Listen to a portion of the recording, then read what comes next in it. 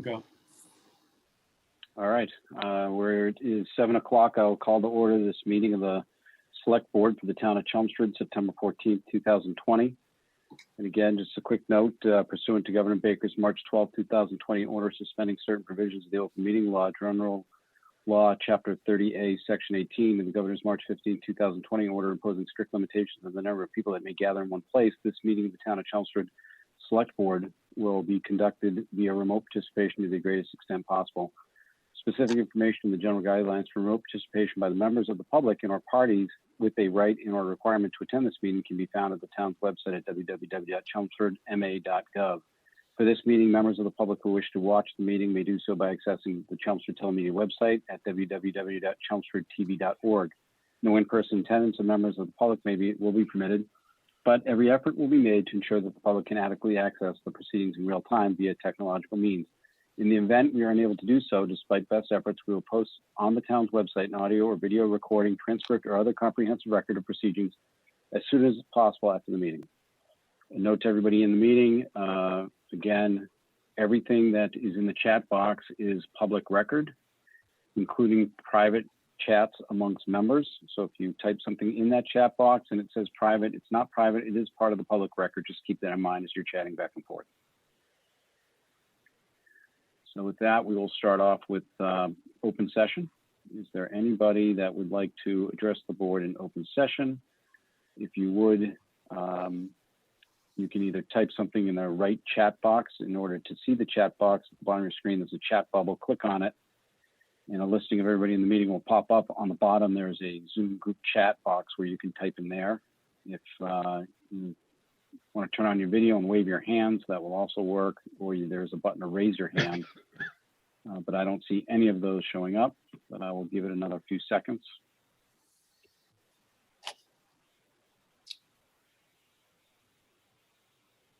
All right, so it looks like Vicky Parks is asking if she can speak. I will unmute her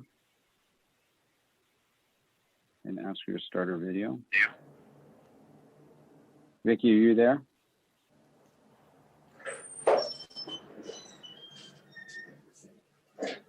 Hi, yes, I am here. How are you? Good, how are you? I seem good. With regards to item number 9, I was happy to hear that the board is working on goals for the Boston Town Manager. As you know, effective goals are those that are both measurable and attainable, and also within his span of control, and become the reason to terminate will only add to a wrongful termination lawsuit in which Mr. Cohen could obviously file. I urge the board to be thoughtful in setting these goals, weighing the time, the ability to achieve the goals in order to minimize any potential costs which could be incurred by the citizens of this town. Thank you. Thank you, Vicki.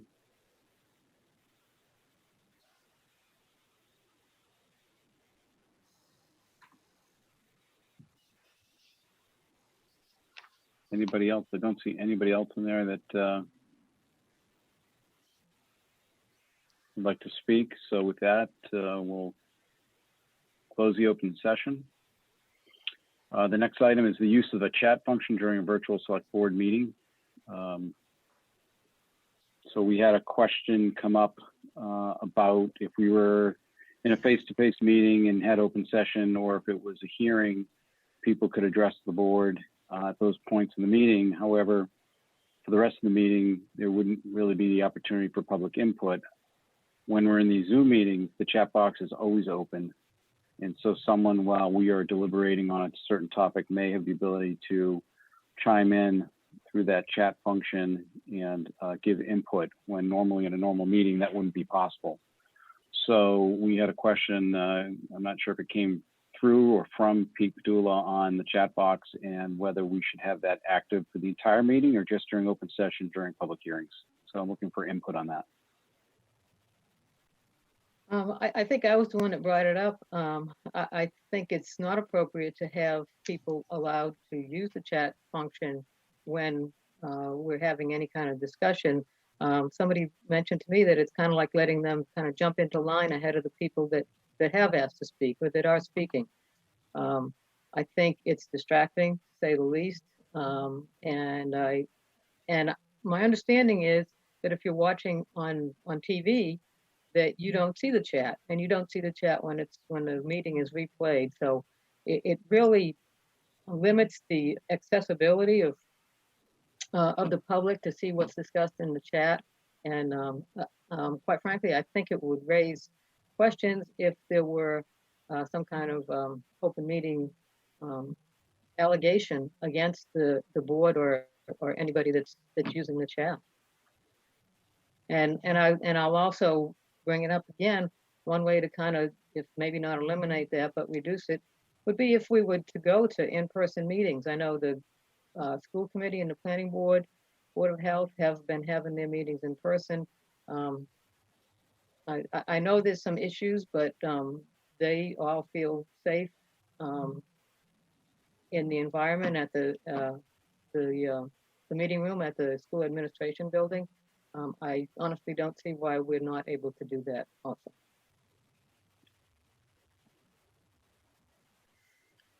I agree with what Pat said regarding the chat function. I think that if it could be disabled when we weren't having open session or a public hearing, or had otherwise made a conscious decision to let someone speak, it would be much more aligned with how the meetings have been run.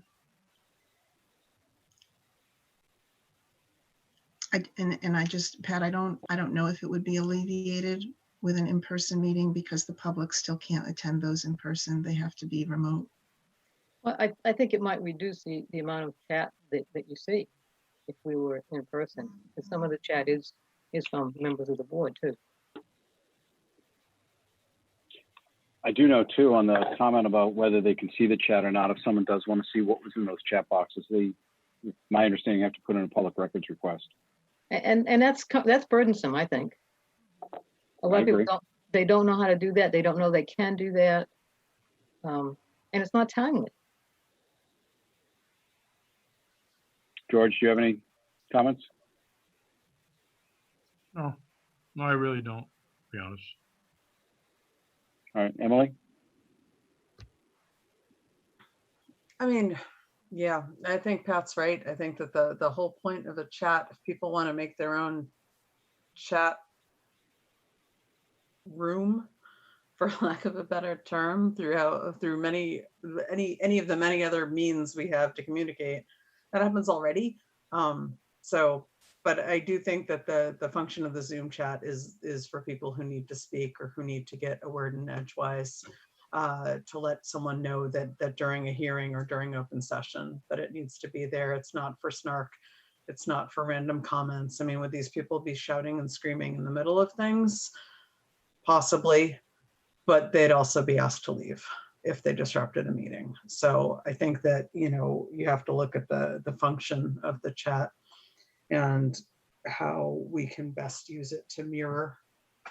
And I do think it disadvantages those who are watching on cable or who are watching on the YouTube. All right, that's great. So I would agree with all of those comments, and now having experienced the chat room live, I do think there's a lot of input that gets thrown at us during parts of the meeting normally that just wouldn't happen or be allowed.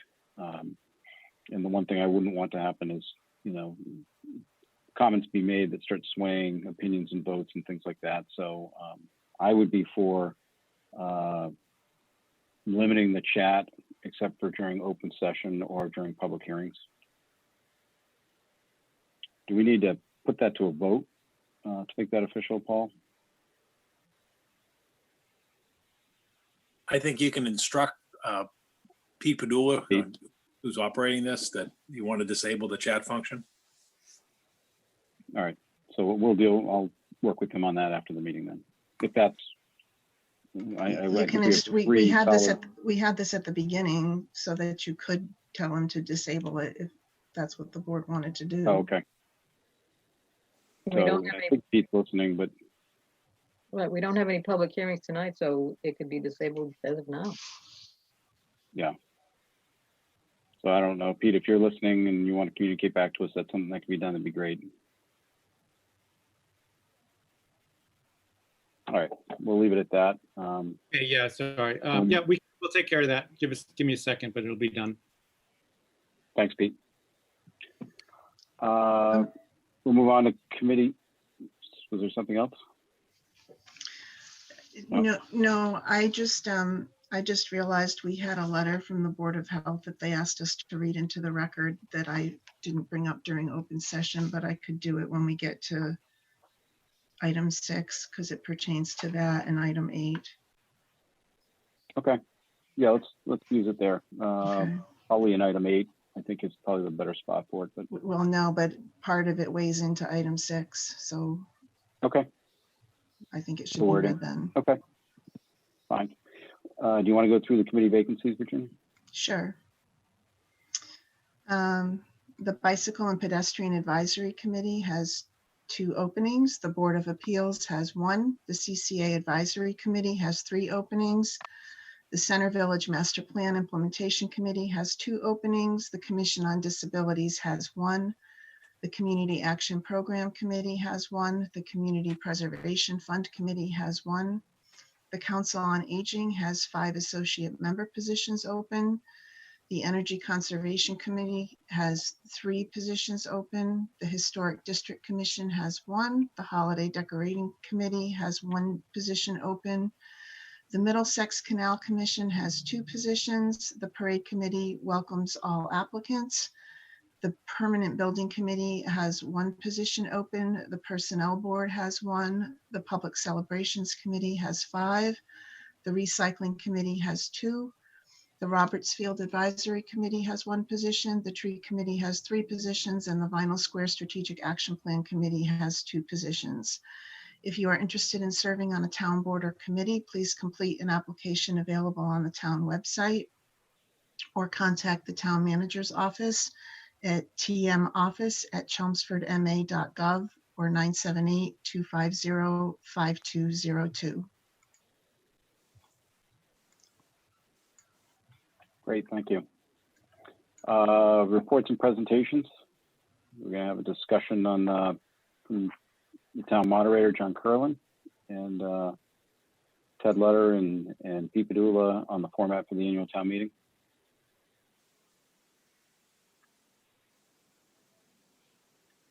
Mr. Chairman and members of the Select Board, thank you for inviting me to discuss Fall Town Meeting. I am always available to answer any of your questions and to get your advice, or for that matter, from anyone in town. I was saddened and disappointed when I heard the phrase "seat of our pants" from a member of this board at your last meeting, which clearly implied a lack of preparation for the 2 recent town meetings. And I am unsure whether it was ignorance or laziness that would prompt such an intemperate remark, but it was a slap in the face to all the people who worked so diligently and expended considerable hours to pull off 2 successful meetings, which resulted in no illness nor viral transmission. Having served as a selectman, I had never publicly questioned the actions or decisions of any town officials, town employees, or for that matter, any Chelmsford resident without having first done my homework and privately discussed my concerns with that person. Apparently, this member of the board has no idea how many hours it took over a period of months to ensure the town meeting was both safe and successful. These are difficult times, and there are no perfect options, but to imply that there were no plans is, simply put, wrong. Prior to those town meetings, I received no calls from this select person, nor, except for one brief email comment in response to my reply to an email sent to me by a town meeting rep, I received no inquiry from this member nor any serious communication at all. I always promptly respond to all emails and answer all return all telephone calls. I received virtually no complaints in response to either of the last 2 town meetings. For the record, I spent countless hours over several months in communication with Sue Rosa, head of our health department, because in those early days, the CDC and the State Department of Health were both revising protocols and recommendations as more medical information regarding this pandemic became known. I spoke often with Paul Cohen, Gary Persichetti, Pete Padula, Tom Peterson, Paul Haverty, Ted Lutter, Tricia Zervis, and Deborah Brown, Lexington's town moderator, among others, before making my decision regarding the format and location of the town meetings. To give you some idea of how much other time town employees spent on this endeavor, Chelmsford Telemedia, Tom Peterson spent 20 hours, Craig Robertson, 20 hours, Dan Sylvia, 15 hours, Pete Padula, 3 hours. From Public Facilities, Sean Trainer, 16 hours in the gym and 8 hours in the Performing Arts Center.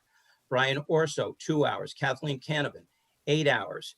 The public school custodians, Charlie Buffum spent 2 hours, and Pat Mannanen, 12 hours at the high school and 4 hours at the Performing Arts Center. I trust that I have made my point that there was no seat of the pants involved in this decision process. With respect to the fall town meeting, I spoke in great detail with Deborah Brown since she was the Lexington town moderator involved with the state's first virtual town meeting. She explained a lot of the hurdles they encountered, including sending out how-to videos to the town meeting reps, running over a dozen training sessions, having a mock town meeting, and having a multi-person help desk during town meeting to assist those with problems. And there were many. Lexington town meeting usually runs from 4 to 6 sessions. The first 2 were not smooth in that there were problems with voting to the point where reps were calling in to report that their vote was either not counted or was the opposite of the vote actually cast. One rep's computer crashed and arrangements had to be made to get her to another computer so she could participate in town meeting.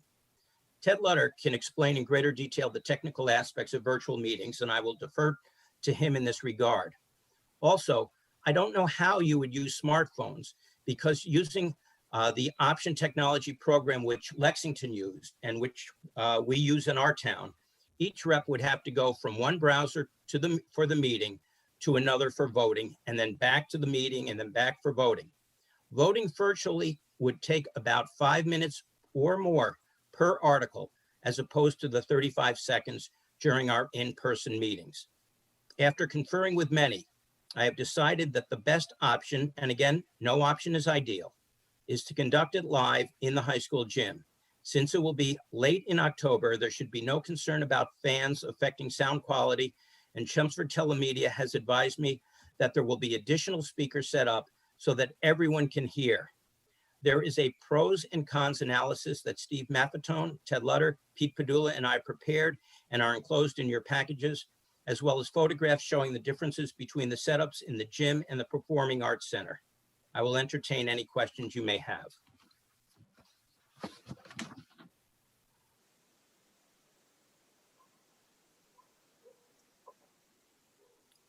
No questions? John, I will summarize that with, I left this up to you guys. You're the experts. I thought that the town meeting went off without a hitch, and I trusted you had done your homework. So I'm comfortable with the gym, and I agree with the comments about no fans in late October, and more speakers will be helpful.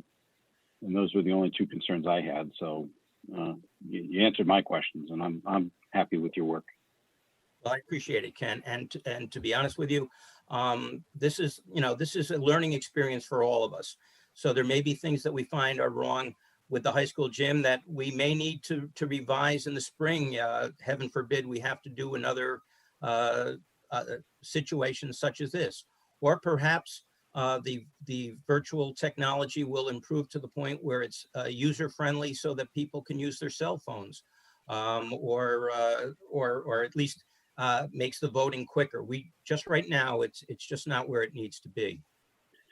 John, a couple of quick questions. I mean, obviously, and my guess, I think I know the answer to this, but just to be clear, the school's going to be back in session, but they're not, are they going to be using the gym in between if we go 2 nights or 3 nights? We have made arrangements with the superintendent that will not be a problem, that we will be able to be set up in time for town meeting. Okay. And that it will be sanitized. Okay, that was my next question. In between each meeting, they'll sanitize the room? I'm sure that they will, because okay. that's one of the conditions that I've made very clear, that everything has to be sanitized, both before the meeting, after the meeting, and to the extent necessary during the meeting for microphones and things like that. Yeah, because the only concerns that I got feedback on after the last town meeting was the heat, which obviously, late October shouldn't be an issue, but the other one was where there was a heavy weight put on everybody to do it in one night. Some people said they just felt like they'd be under pressure if they went to the microphone to speak, so they didn't speak. And I think if we could just make sure that message is clear, we want to hear from everybody that wants to go to the microphone and there's no pressure to get it done maybe in one night, that'd be helpful. I have no illusions that this will be done in one night for the spring. Perhaps the town manager will disagree with me, but it seems to me that we have a number of articles that may require considerable discussion. Anybody else on the board? Pat, do you have any comments? No, I don't have any comments. I think that's a good idea. Quite frankly, I think it worked pretty well in June in a gym. I don't mind the heat like a lot of people do, so it was comfortable for me. And I think trying to go, totally remote would present issues, even if you were able to have something on cell phones. Not everybody has a cell phone. Not everybody wants to use their cell phone for that purpose. So I think having it in person in the gym is the best option. So I agree with you. Thank you. Emily? Yeah, so I still want a backup outline because we're up to 200,000 dead. We have thousands of cases every day. I know Massachusetts is doing well. We're surrounded by states who are not. I hear from an absurd number of people traveling to hotspots for business that apparently can't be conducted otherwise, for vacations, for trips to see family. So I don't think that it is sensible or representative of good planning if we don't have a backup plan. And that's what I want. I want a backup plan because well, Emily, again, with all due respect, you're interrupting me. So right there, that is not respectful. I will let you speak, but Right. You're asking for a backup plan, and the legislation doesn't call for a backup plan. In other words, we could plan to have it out on the football field for October 19th, and then if there's a weather change, we can't plan to move it into the high school gym. So there is, when you announce the town meeting is going to take place on a specific day at a specific location, you have to do that. Now, the only option we have, and I'm hoping that we don't have to, is if in fact there is a spike in infections in Chelmsford or statewide that provides a Sue Rosa cause for concern, we can delay town meeting as we did in the spring when we delayed it in April to June. Okay. So, I mean, just looking at, the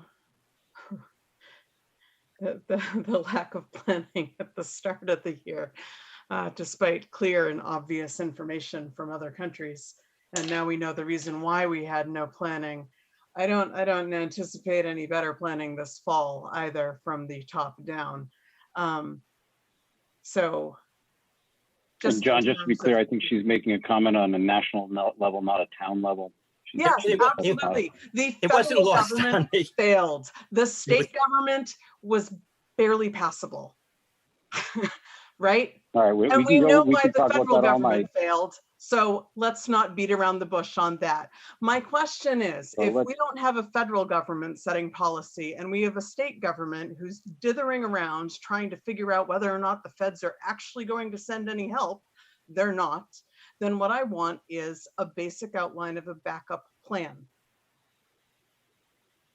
Well, once again, I'm not sure what you mean when you say that, because we are required by Okay, legislation. so you're not sure? There's your question. Let me answer the question, John. Actually, I understand what we're required to do. I understand that when you state that you have to have a town meeting on day X, it must then occur on day X, short of an actual public health crisis. What I am saying is, if we announce it is on day X, and things spike, good planners, good project managers, good teachers understand how to have a basic backup plan. And that is what I am asking for. I am asking for good project management here. I am asking for good design, and I am asking for a very basic backup plan, because Well- I don't trust that anyone is going to have our back on this. I don't trust that anyone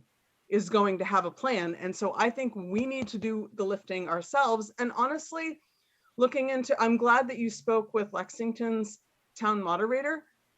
Really glad. Let's take a look at software. Let's see if we can't figure out what other towns have used. Let's see if there is something out there on the horizon.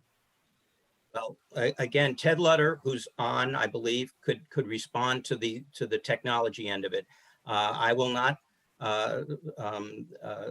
suggest that I possess even a fraction of his knowledge in that regard.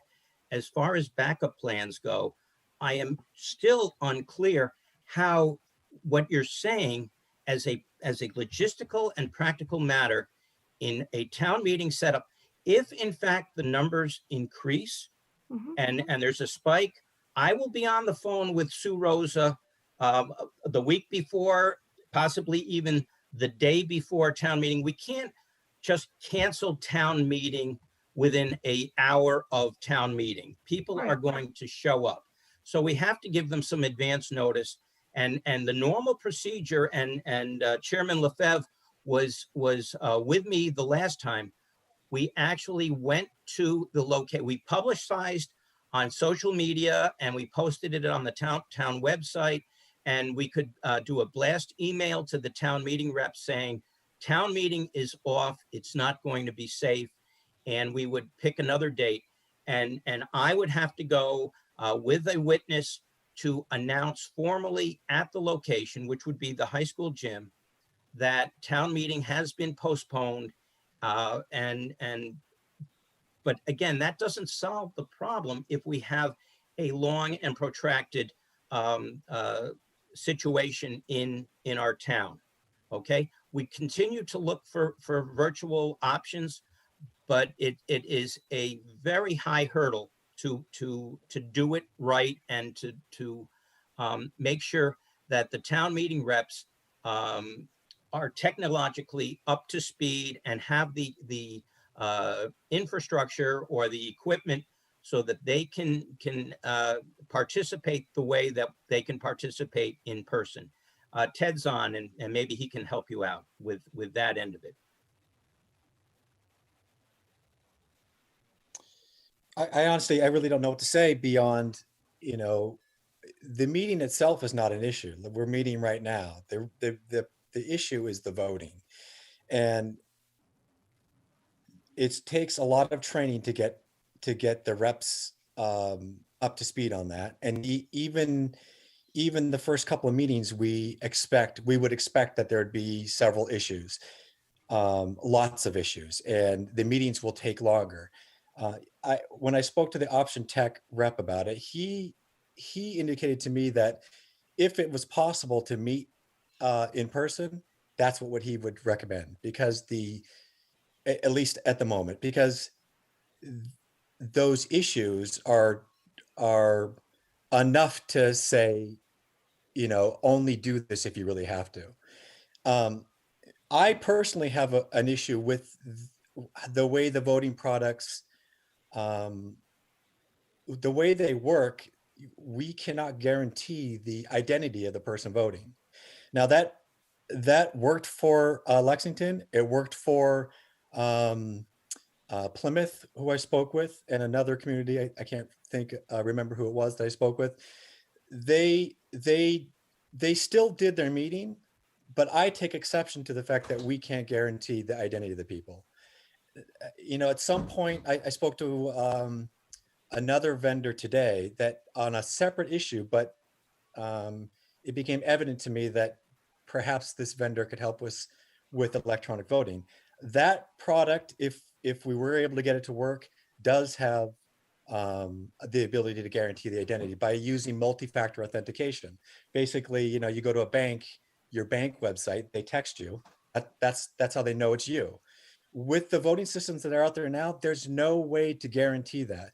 It's unlikely that it would cause an issue, but I'm uncomfortable with a voting system where we don't know for sure who's voting. So for that reason right there, I would want to go for a live meeting. And as far as the backup plan goes, I see it as we just reschedule. That's the backup plan. If we did have to do a virtual meeting, I don't know at this point if we have enough time to train everybody before the meeting. To get the product, to train the people who have to use the product, to train the reps to use the product, and to have a staff. Lexington has a staff of, I think, 5 people in their IT department, and all 5 of those people were the ones who had like the help desk. We don't have that kind of staff. We may be able to get, Chelmsford Telemedia said they might be able to help us with that.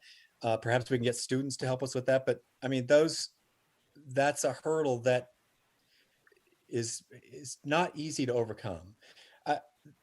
I think that we can do this at some point. I think we're willing to do it, but I'm concerned about, the length of the meeting at this point, the identity of the people voting, and the issues that are going to come up. The time that it takes, it's going to take a lot of extra time to host a virtual meeting than it is to go set up and do a live meeting, at least for the technical side. And the voting side. It's probably less time for telemedia and maybe the clerk's office, but it's a lot more time to get the voting right. That's my take on it.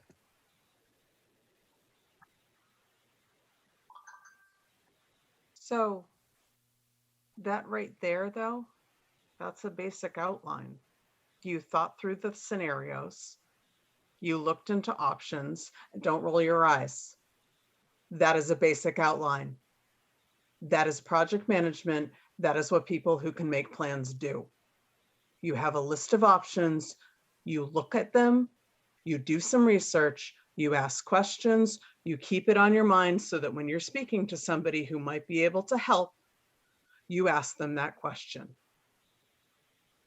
Emily, we did all of that before the spring town meeting, and all you had to do was call me or Ted or Paul Cohen, and all 3 of us could have told you. And for you to imply, as you did in the last meeting, that we're flying by the seat of our pants. No, what I said was I don't want to fly by the seat of our pants. And actually all spring we were flying by the seat of our pants because there was no excuse me. This entire pandemic has been seat of the pants. And I am talking national level, I am talking state level. And I was asking in February because I can read other languages and I was paying attention to what's going on in the world. So once again, and I was asking for plans. I wanted to know what we were going to do. I wanted to know what the MEMA response was. I wanted to know what the backup hospital plans was. I wanted to know what the college dorm situation was. I wanted to know what the hotel situation was. I wanted to know what plans for the fall were. And here we have people voting last minute for teachers. No, so actually everything is by the seat of our pants. And it is anxiety provoking. It is outrageous. It is outrageous that we are asking teachers to do last minute planning, that we don't have outlines. With all due respect, Emily, can we just stick to the 115 hours. Thank you for doing that. But it is not unreasonable to ask for backups. All right, we're gonna keep this just to the planning for the town meeting. And I think, John, in a roundabout way, the backup plan is if there's an outbreak, we're canceling or rescheduling the town meeting.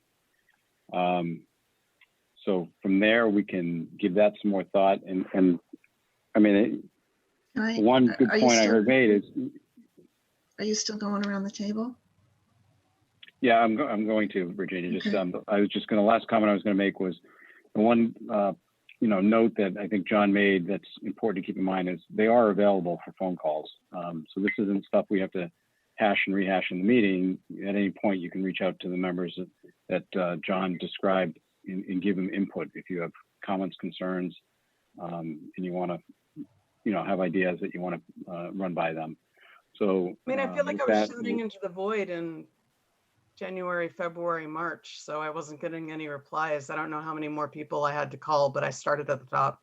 So, I mean, it, yeah, but I think you could have reached out locally to John or to any of the other members. But how would I know to do that if you and Paul weren't giving me any indication that I could do that? I don't want to just go randomly calling people and saying, hey, what do you think about this?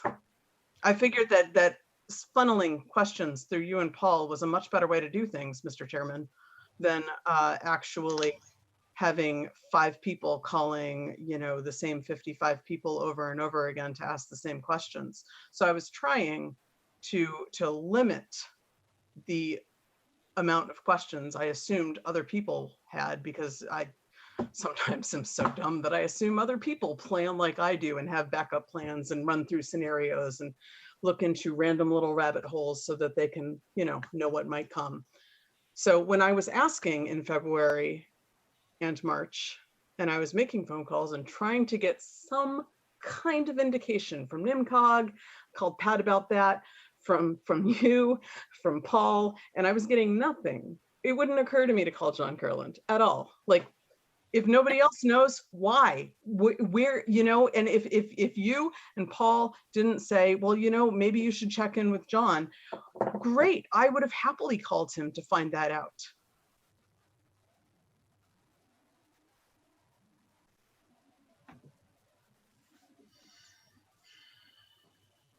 Okay. Virginia, do you want to give some input? Yeah, John, and Pete and Ted, I'm comfortable with your recommendation on the high school gym. The two things that I guess the learning that I walked away with from the last time we were in the gym was, one, the noise and the ability to hear, and it sounds like you're trying to address that. And the other was the air circulation. I understand we won't have the great big fans, and frankly, I'm glad about that, because I had my own little paranoia that all they were doing were blowing germs around. Not backed by scientific fact, but as long as there is some air circulation in the gym balanced with the sound, I think that will work. One downside I see to the PAC as an alternate indoor venue is when we did have the special town meeting in there, the way the seats were marked up front in the auditorium close to the microphones, it turned out when speakers came up to the microphones, we actually didn't really have the distancing from people sitting in the rows. So I think that would have to be addressed, and it's not as easily addressed just because of the fixed structural constraints of that room. So, and you also had, I think you'll also have a greater opportunity for people to start crawling all over each other trying to get to the microphones in the PAC, whereas in the gym you're able to make more space for people to walk through the aisles and in front of each other. So I'm very comfortable with the gym as the recommendation. Thank you. George, do you have any input? No, I mean, it sounds like they put a tremendous amount of input into this, and there's only so many places you can use or fit that many people anyway. So I think they're basically stuck with, not stuck, but I mean, they are stuck with the plan they have that they laid out, which is a great plan. You just hope that the weather is on their side. So I mean, I think they've done a great job, and let's hope we have a good meeting. That's all. That's it, though. Okay. Anything else anybody wants to discuss?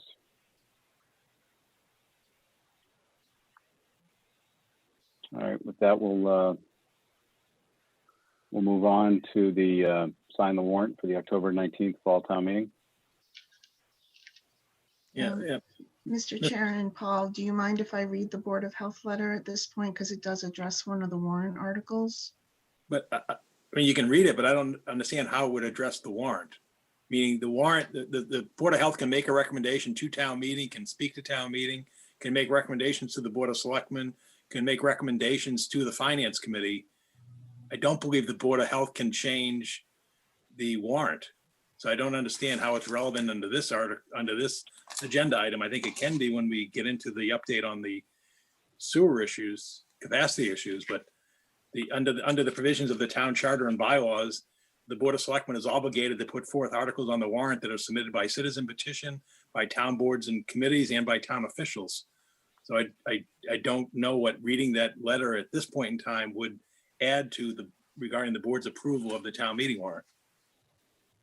Well, I can read that. The two excerpts, they have two. So this letter didn't make it to the packet. They asked us to read it into the record. There are two statements regarding Article 19 that I think are relevant to the warrant discussion. But you're not making recommendations or discussing the warrant this evening. You're signing the warrant. You're not altering the document unless you're going to alter articles that are sponsored by the Board of Selectmen. Article 19. All right, when we get to the warrant, I'll state my concern. And I'll bring this into it if I have to. But is there a disconnect in terms of what I'm saying versus your concern, Virginia? Because I'm not trying to be stubborn. I'm just trying to explain the process the board has. I understand the process. Here's my concern, Paul. We have Article 19, Yes. which was developed offline Yes. after the tri-board meeting, Mhm. without the Board of Health or anybody from the tri-board meeting being able to weigh into it. And now we have some major concerns about that article that have been brought forward by the Board of Health. And I personally don't feel, this is the first time I'm seeing this markup. I don't know that we should sign that as it is, or if we should amend the warrant to be similar to some of the financial articles where you leave the numbers out and take a couple more weeks to get the language in line with something that the Board of Health or others will buy into, because I don't think this has a prayer of passing right now without their backing. And so should we leave it like this in the warrant article, or should we say to see if the town will vote to amend the town code chapter 132 sewage disposal language to be provided, just like we provide numbers for some of the financial articles? Because they are,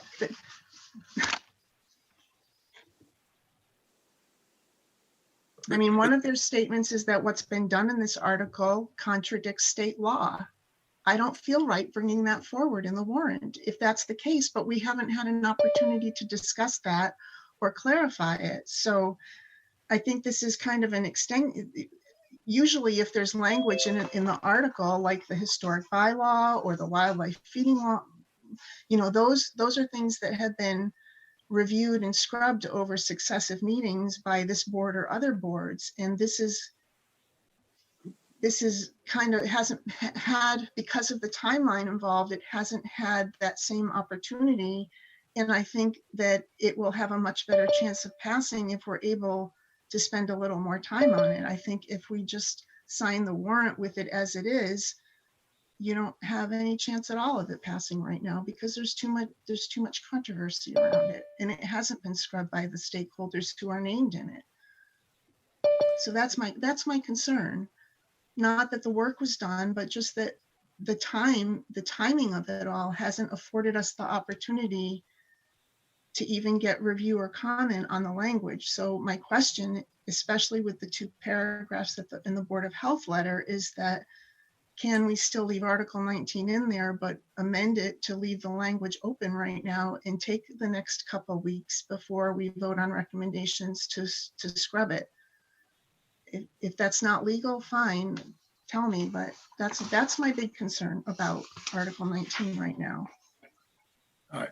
It's not, I don't think you're going to have a prayer of it passing the way it's written, given the concerns that we have from the Board of Health and given that other people haven't had time to look at it or offer modifications to it. Well, first off, the article can be amended at town meeting. What the town warrant does is it's the word warrant. It warns the people of the town meeting what will be considered at town meeting. Okay. First, another point, the Board of Health's comments were not on the language that's in this warrant. It was an earlier draft of the warrant article. Third, the warrant article is the town managers. It's not represented to be the Board of Selectmen's. It's not represented to be the Board of Health's. It's not represented to be anyone else's. And I'm not attacking it, Paul. I'm just asking. No, but you're not allowing me to finish. Okay.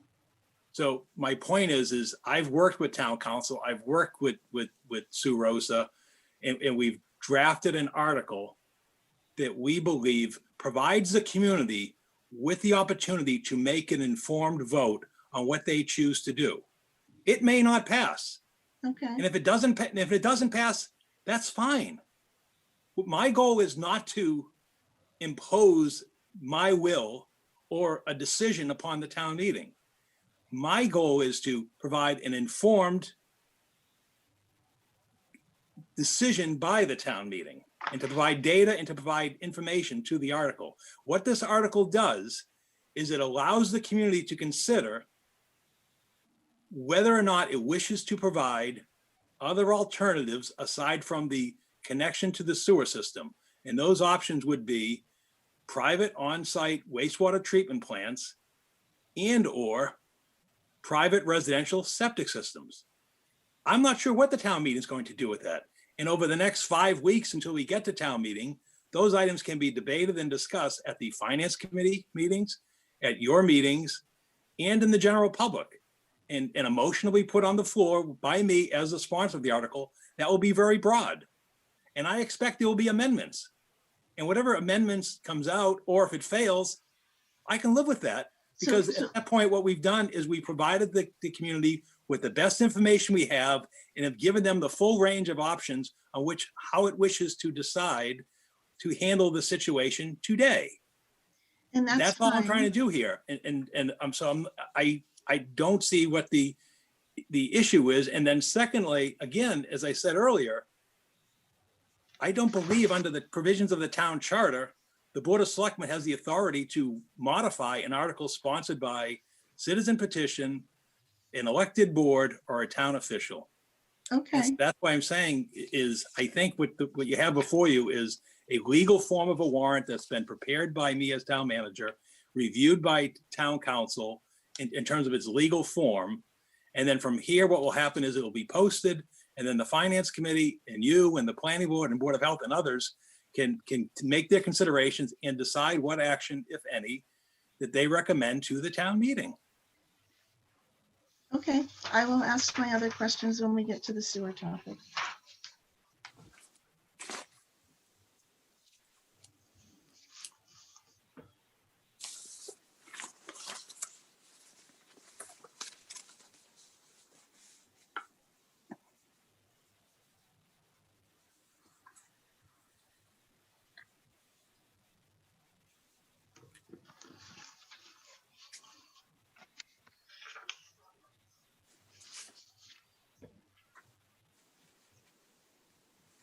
Paul, do you want to continue?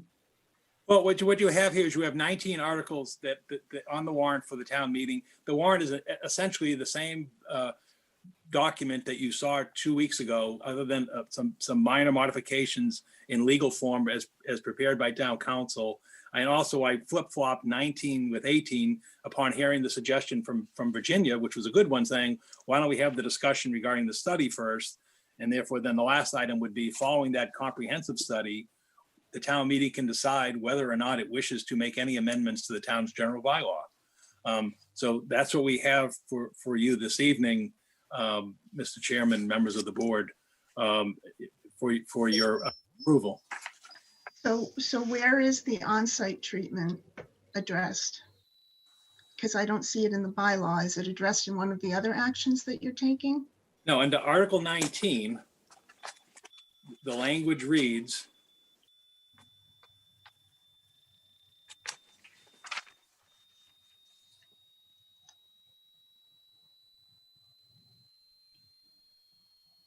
it says, the article would read, the Board of Health may order any person to connect with public sewer at any time if it is deemed to be in the best interest of the town, and if it is informed by the sewer division of the Department of Public Works that a connection to the public sewer is reasonably available, taking into account whether sufficient sewer capacity exists and whether sewer infrastructure is located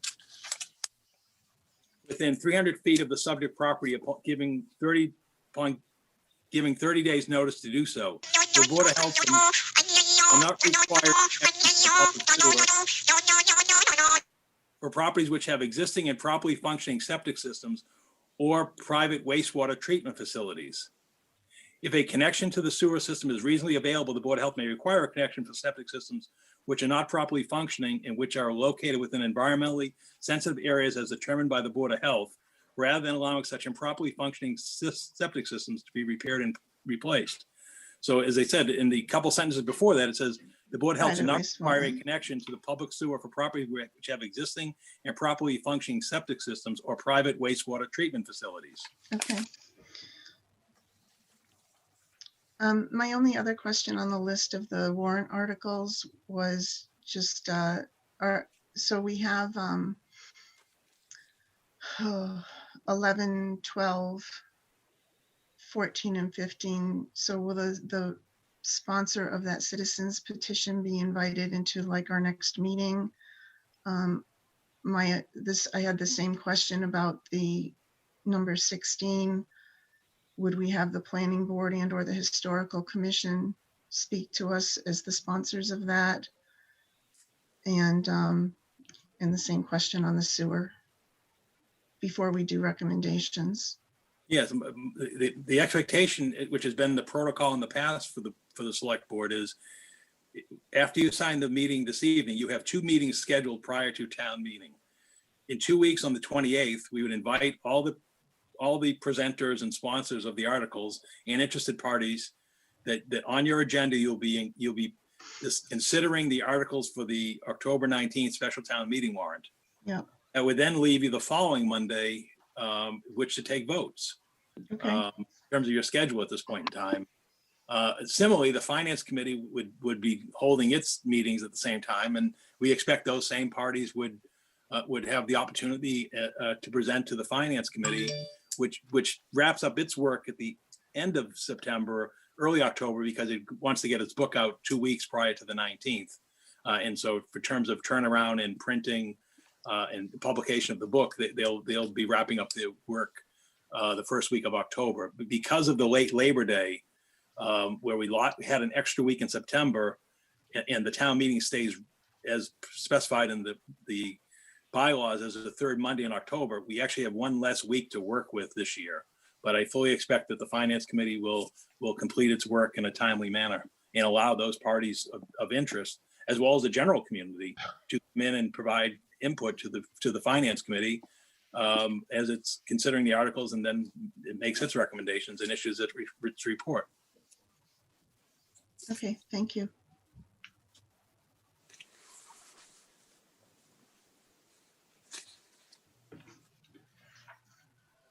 So is everybody good with the warrant? I think we need a motion. Yep.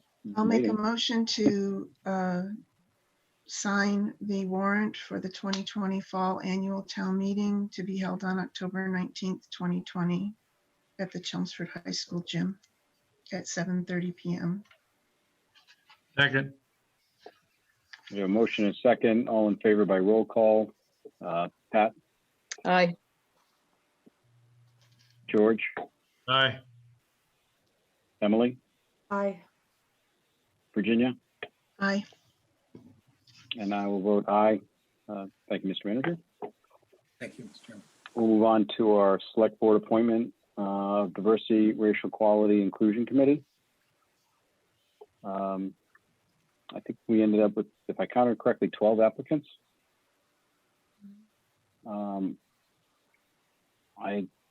don't know how many of them are on the call. I don't think any of them are. Yeah, I'm going through a list. I don't think so either. Which is okay.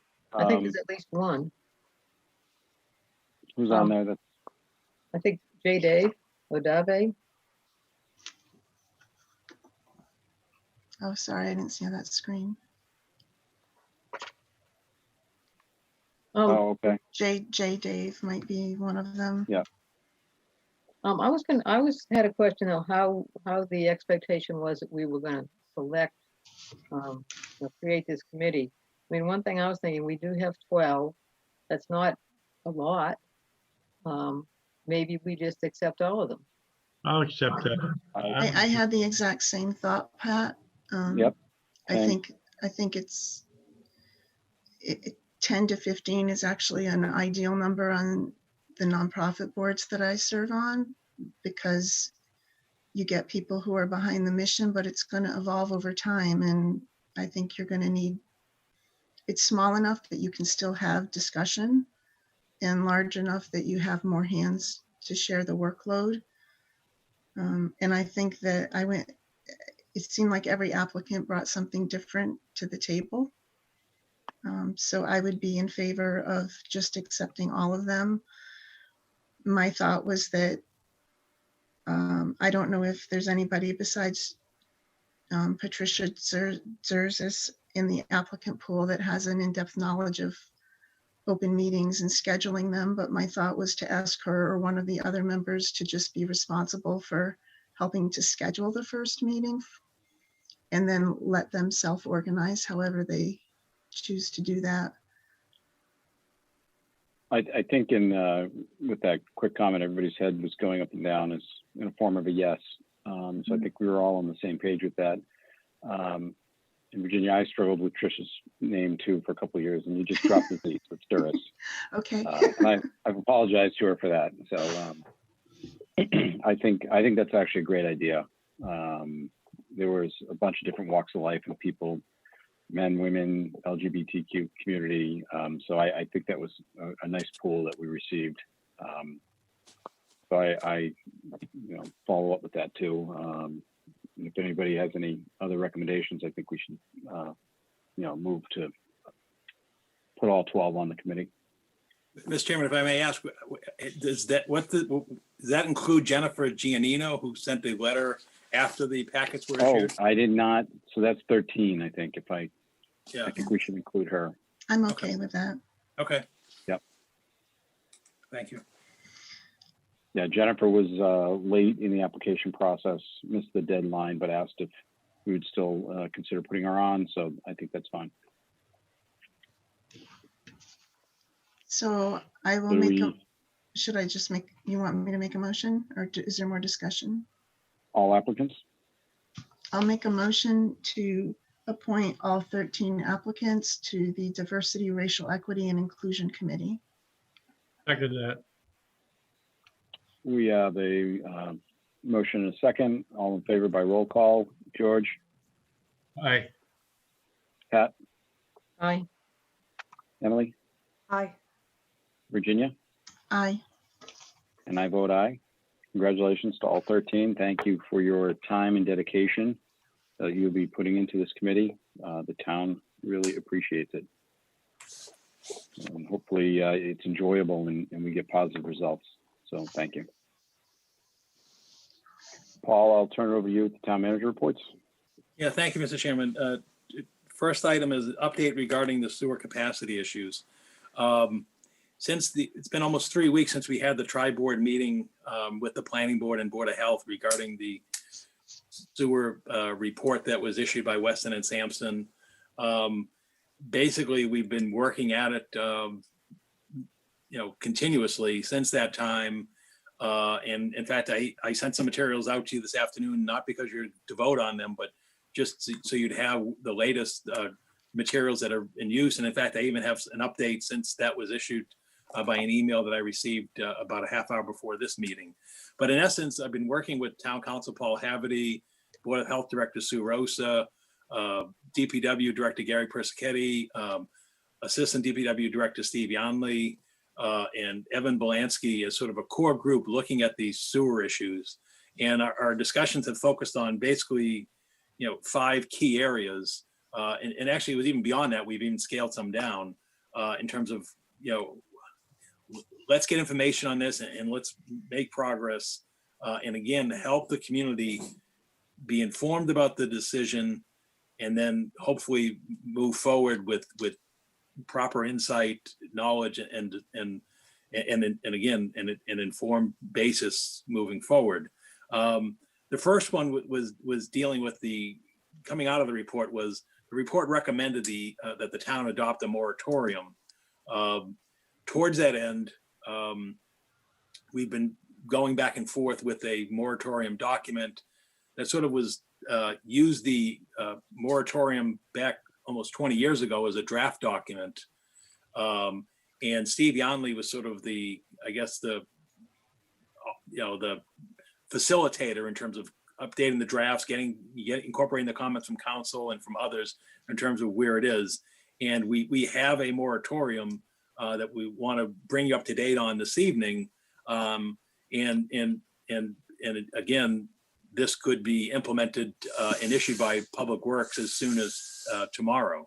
I think at this point, I know Steve's on the call. If he wants to turn on his camera, I can just ask Steve, and I see Paul Haverty's turned on his camera, to just sort of give you just an overview of what the moratorium is and what it is not. Because you do have a letter from the Board of Health. We're aware of that letter. We've considered that letter.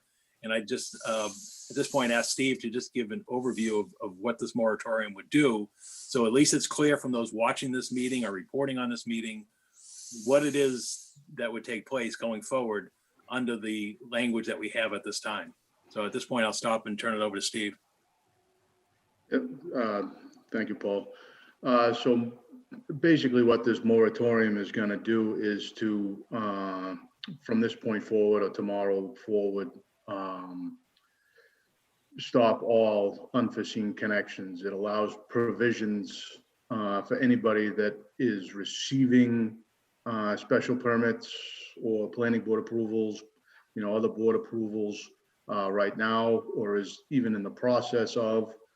And it has provisions in it to allow, as we sort of spoke at the tri-board hearings, for single family homes, or then someone looking to do a simple addition, like an in-law that would add, just the 1 bedroom, provisions that would allow that. So, kind of the term that we were throwing around this morning when we were on the call was sort of a soft moratorium, if you will, where it does still allow some connections.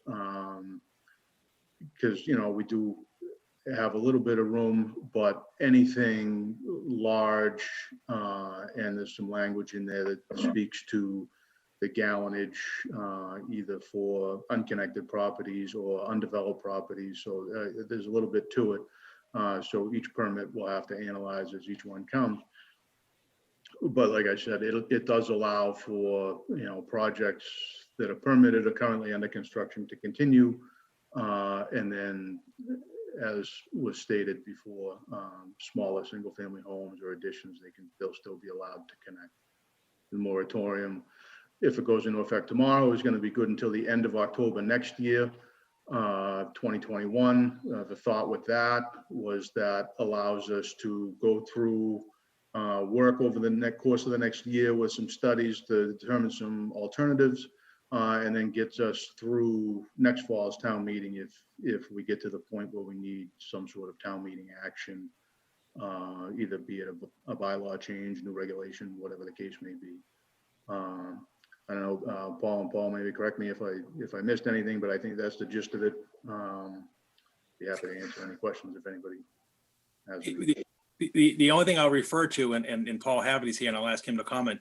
We were aware, as I mentioned earlier, of the Board of Health's letter that came out of their meeting last Tuesday, which basically called for what we call a hard moratorium, which is basically not allow any connections or activity for 1 year while this moratorium's in place.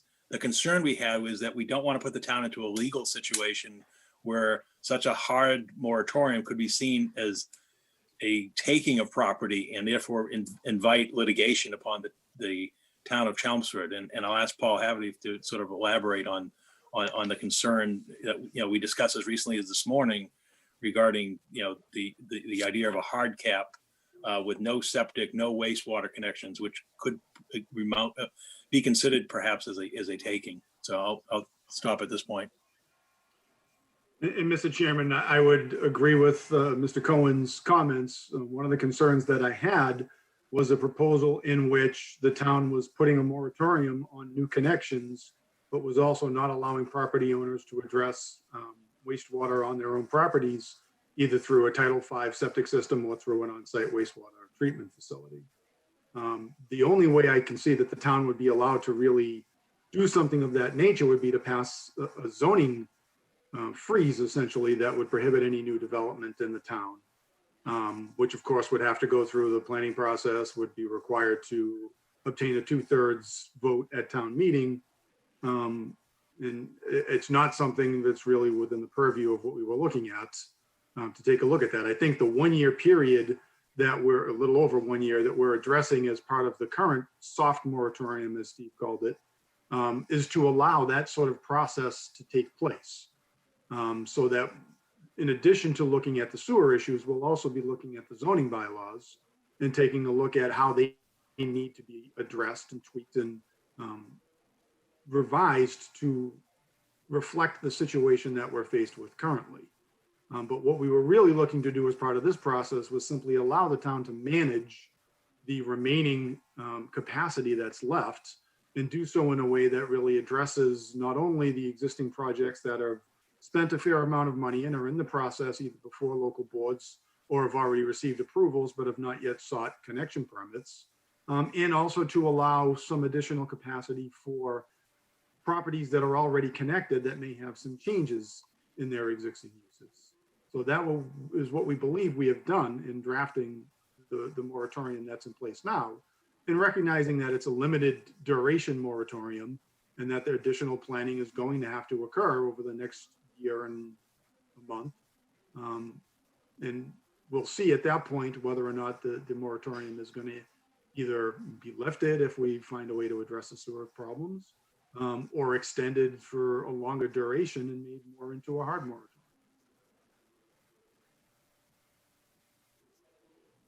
That's all I have. I'm happy to- I have two questions. One is, in order for this to go into effect, does it need a vote of this board or can it be done by DPW? Be done by DPW. Yeah, it's done by DPW. Okay, so you don't need a vote from us. No. Okay, and also on Steve, you had said, I think what you said and what I'm reading are different regarding single or two-family lots. The way I read it, if a single or two-family lot is not legally created by today, it's not eligible, but I thought you said it would be eligible. But then I apologize for that. I left that language out, just running off the top of my head. So yeah, so if the lot is an existing lot as of today, they would be available to, or they're in the process of permitting said lot now. They would be afforded a connection. Going forward, at least for the year, that'll all go on hiatus. Okay, so technically it's the same as for something that would require a special permit or subdivision. It would be the same for a one or a two-family lot. Correct. Is that correct? It would be the same for a one or two family lot that doesn't exist currently. Right. Okay. If there is a vacant one or two family lot that currently exists and there's no change to the lot lines of that lot, they would be eligible still to apply for a connection. They're exempted from the moratorium. Okay. It's newly created lots that would be subject to the moratorium. Okay, thank you.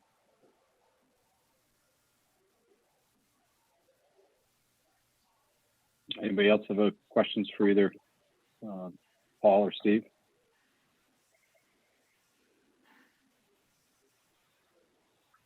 Okay. Thank So you. again, you can Okay. expect that moratorium will be issued tomorrow morning. The next one is an update on the DPW sewer regulations. And again, we wanted to update the regulations, again, to be current and also to, be in concert with the moratorium that's in effect. So there really isn't anything substantive in the update to the regulations. I mean, obviously we made the update in terms of, DPW being the issuing authority, so forth, since the sewer commission's authorities under the charter were transferred to the DPW and so forth. And then again, if anything were to happen at town meeting, then that would result in a future update to the regulations. So this doesn't presume anything will happen beyond what exists today in the town bylaws and again, in concert with this moratorium.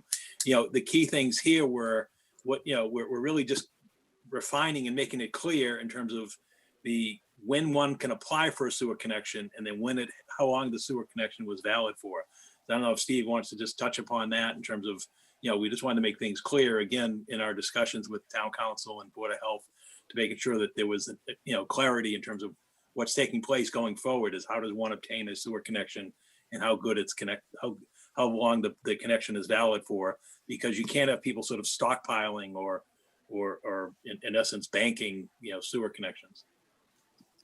Correct. So our use regulations have provisions where if someone is going to make a change to the property, they're supposed to notify the Public Works Sewer Division 45 days in advance of said change. That gives us time to, do an analysis of the change prior to them applying for a permit. Once they apply and if they are granted a permit, the permits are good for 60 days. And then the permit becomes invalid. They would have to reapply. So it's not like you could, come in, as Paul said, stockpile capacity or whatever. You can't come in and apply for like 6 permits for various properties and just have them for years.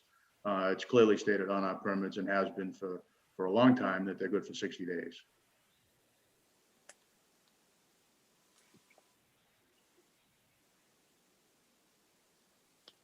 Okay, if there are no further questions on the regulations, again, those regulations will be issued shortly. So again, people at the moratorium have the regulations. Everyone understands what's taking place. The next item was. Would this be an appropriate time for me to honor their request to read this into the record before we move to the Ledge Road? Sure. Okay. This is from the Board of Health. Dear Select Board, recognizing that our watershed has been historically prone to contamination, both infectious and chemical, and conscious that the town is approaching the limit of sewage flow allowances, as well as the physical capacity of our equipment, the Board of Health at its September 8, 2020 meeting voted unanimously as follows. The Board of Health requests a moratorium on new residential sewer connections, except upon the showing of a need based upon the health and safety of the residents until a source of additional sewer capacity is identified. The Board of Health requests a moratorium on any new commercial sewer connections, including apartment and condominium complexes, until a source of additional sewer capacity is identified. The Board of Health does not support reverting to septic systems. We do not believe septic systems to be in the best interest of the health of the residents of Chelmsford or of the town itself. The Board of Health does support water treatment plants for commercial properties, including apartment and condominium complexes, except where the same are situated in a DEP Zone 2 wellhead protection zone. With regard to Article 19, the Board of Health suggests simply inserting the word former before the phrase sewer commission throughout the regulation, leaving the balance of the regulation intact. The regulation does not require a full rewrite. You are reminded that boards of health in Massachusetts are independent entities and their decisions are not subject to town governance or oversight. Proposed verbiage in Article 19 as written, making our decisions contingent on review by the sewer department, is unacceptable and contradicts state law.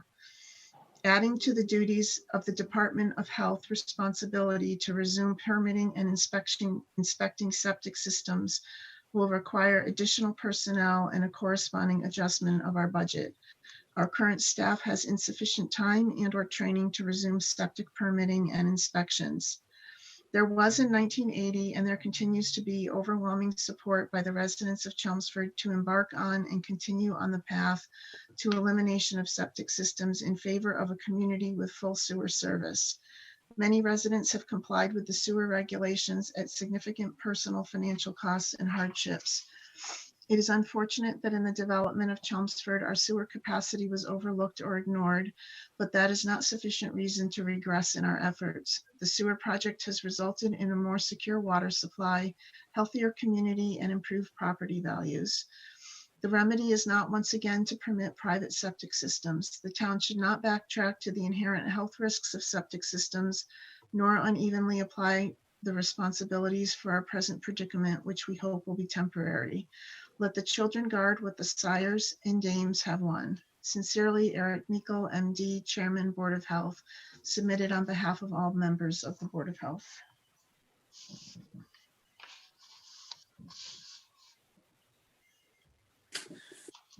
Well, there's so much there that we could probably spend hours, but that's not going to be productive.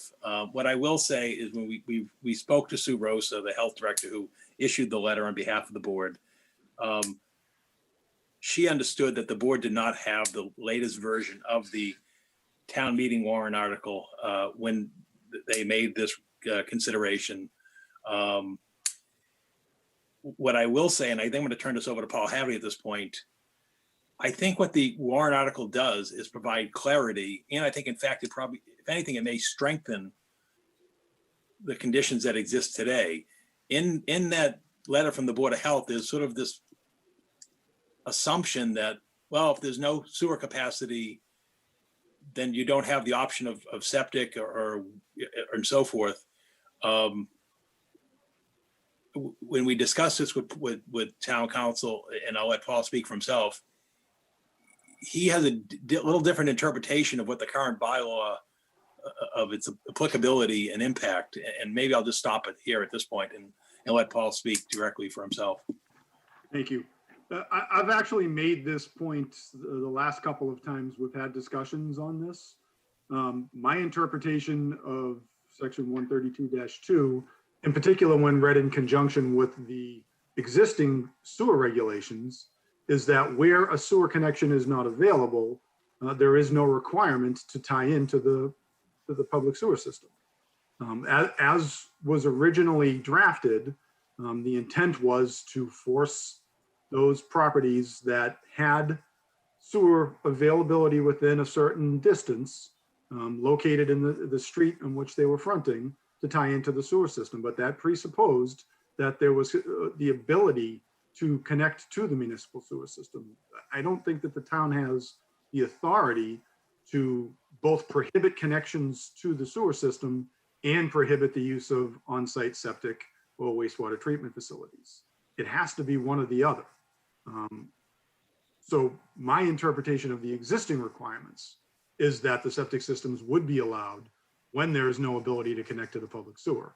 What we're doing is we're making it clear in redrafting this provision of the code that in circumstances where the property owner puts in a septic system or a wastewater treatment facility, that they are not going to be required to remove it while functioning properly, simply because somehow capacity became available in the interim. So what we're looking to do is to put forth a new regulation that states that somebody that in this time period puts in a septic system or puts in a wastewater treatment facility can continue to operate it, even though sewer becomes available in the future. But we also wanted to leave in the provision that gave discretion to the Board of Health to determine that in circumstances where a sewer connection is available and in which they determine it's in the best interest of the town for health reasons to require a connection, that they can do that. So it's not a circumstance where the code would actually require the sewer department to have oversight over the Board of Health's determination. It simply is that the sewer division, in exercising their authority, needs to inform the Board of Health that there is an ability for a particular property to connect. And having been given that information, it's 100% the Board of Health's discretion to determine whether or not to order that connection based upon a health need. So again, I don't think that we're really changing the dynamic when we're talking about the article that has been proposed for the warrant. It's simply providing clarification for all parties.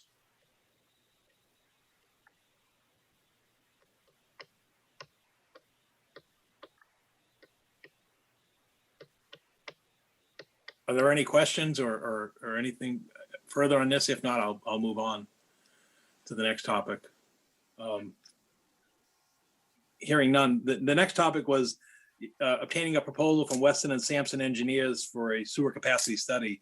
Again, you may recall when we had that joint tri-board meeting, we requested that Weston and Samson come back with a proposal. I know Steve was working with them as late as last Thursday, and they had hoped to get that to us today. And Steve, I'll turn it over to you. I don't know that we have anything at this time right now. Yeah, I don't have anything yet other than a number to plug in for town meeting of 150,000 for the full study. I expect to have the written proposal to follow up with that number. I was speaking with the team, as late as about 4:30 today. So hopefully I'll have that written proposal by tomorrow. That way we can have it for finance Thursday night. All right, and just to be clear, the 150,000 will not be coming from the tax levy.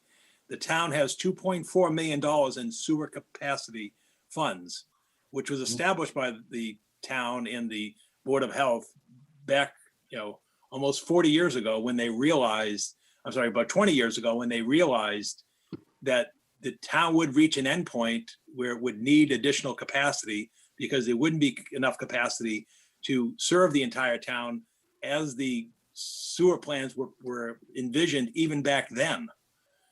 So again, that's why I make it clear that the 150,000 number, again, I'll get you the proposal as soon as Steve gets it to me and get from Weston Sampson, I'll get it out to you and get it to the finance committee. Make it clear that's not coming from the levy. It's coming from the fund that was established for this exact purpose. They didn't know the time, but they knew this was coming where the town would need to establish additional capacity. The final item is gathering data on recent sewer flow for the member towns, the 5 member towns, including Chelmsford and the Lowell Regional Wastewater Utility. I received an email about a half hour before this meeting tonight, around 6:30, from the consultant from Woodward and Curran, saying that they heard back from the city of Lowell. The city of Lowell is interested and willing to meet with the towns to discuss capacity and permitting issues regarding the plant. And so again, we hope to have that meeting as soon as possible.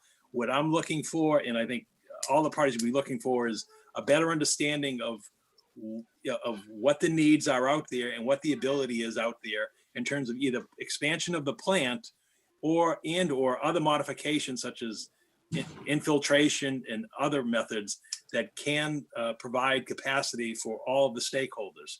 Because why I say data, and what I was saying earlier in terms of gathering data, I made a request out to all the member towns, and we're trying to see what is it that's taking place here, because Virginia made a good point at the last meeting.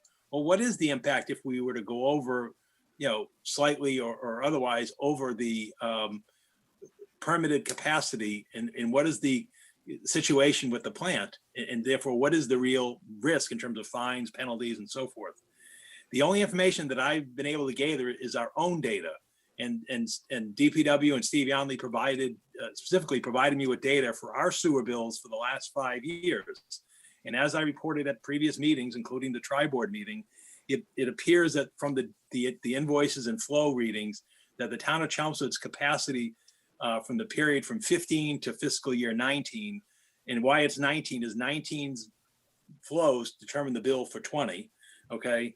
It appears that our flow increased by 17.5%. Those same invoices suggest, and I'll use the word suggest because I don't have confirmation, it suggests that the flow at the Lowell plant increased by 36% during that same period. So more than double Chelmsford's increase in flow appears to have been, may have taken place at the plant, to the point where the latest data we have for fiscal year 19 suggests that the plant is operating over its permitted capacity of 32 million gallons per day. So that's coming to the point earlier is we want to get data, confirm data, and also be able to evaluate data in the context of what's taking place here. One is it helps us understand what's happened in Chelmsford. It also helps us understand what's happening in the region and in terms of what the threats are and what the options are. But also it just would give us an understanding of what is it that's taking place to have that kind of a change, and what does that mean going forward? Because as you may recall, even at that meeting 3 weeks ago at the tri-board meeting, I referenced the fact that the flow in 2010, which is the 2009 flows, were very similar to the flows that we had just a couple of years ago, despite the additional connections. And in fact, one of these years, you do see flow decrease from 15 to 16. And you can see it on that. So again, what we want to do is get data, information, and understanding of what, and this includes outreach to the DEP and the EPA and the consultants to find out better what it is we're dealing with and what are the real options going forward. And that's another reason why we don't want a hard cap at this point in time, because it may be injurious to the town of Chelmsford when we don't have a full understanding of what it is taking place in the context of the plant that we're connected to and the others who are in that plant.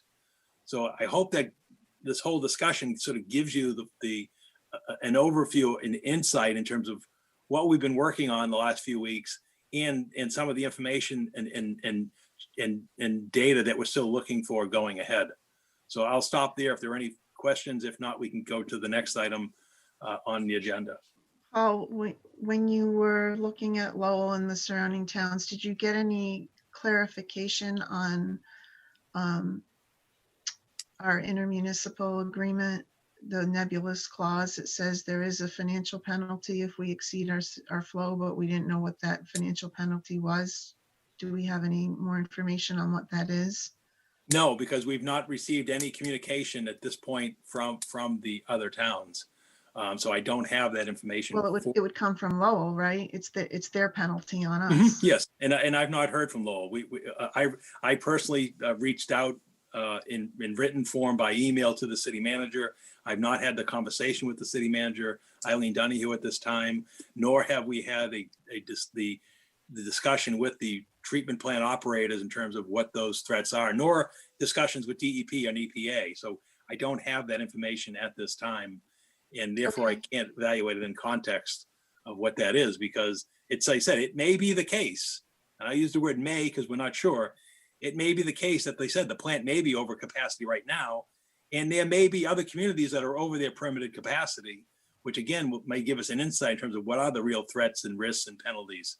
I just don't want to go off with speculation without, again, having that data and having those discussions. But at this point in time, we haven't been able to obtain either of those two. My goal is to have that data and information available by town meeting, so that, again, the community can make an informed decision in terms of where we are as we go forward. Thank you.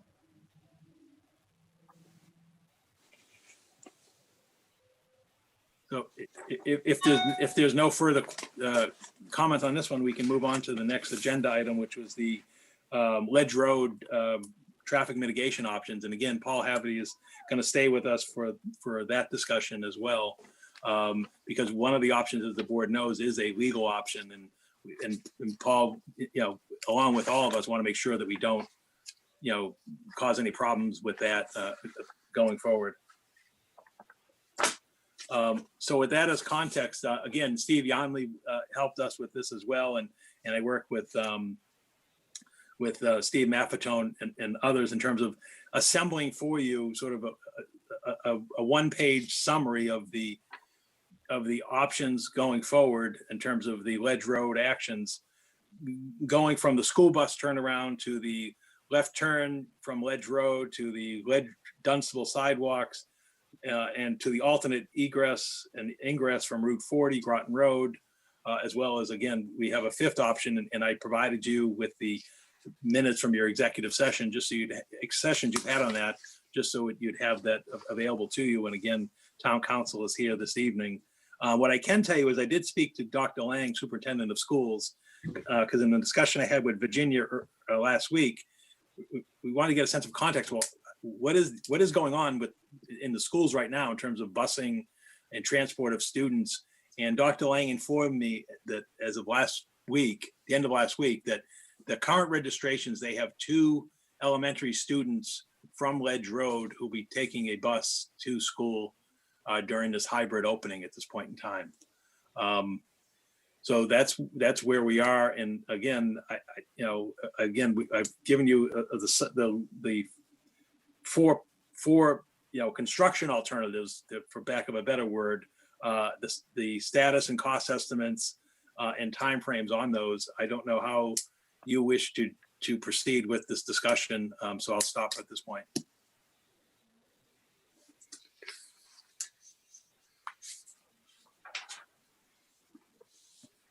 I just had some clarification questions on a couple of these. The left turn from Ledge Road, it talks about move at least 1 utility pole. This is in the status column about the 4th line up from the bottom, as well as moving at least 1 utility pole and possibly other infrastructure. What is other infrastructure? Steve, do you want to just come in on that? Because I know that you had looked at that from a design aspect. Yeah, we didn't get too far into looking at it, but there's a potential for other infrastructure to move. So it's not just the overhead wires. It could be with the redevelopment of that lot into the new house, there could be gas, water, some drainage that needs to be moved, just all other forms of infrastructure. Like I said, we didn't. And on that same. Go ahead. I'm sorry, I didn't mean to cut you off. Nope, go ahead. Okay. On that same option, the cost says 250 to 300 for design and build.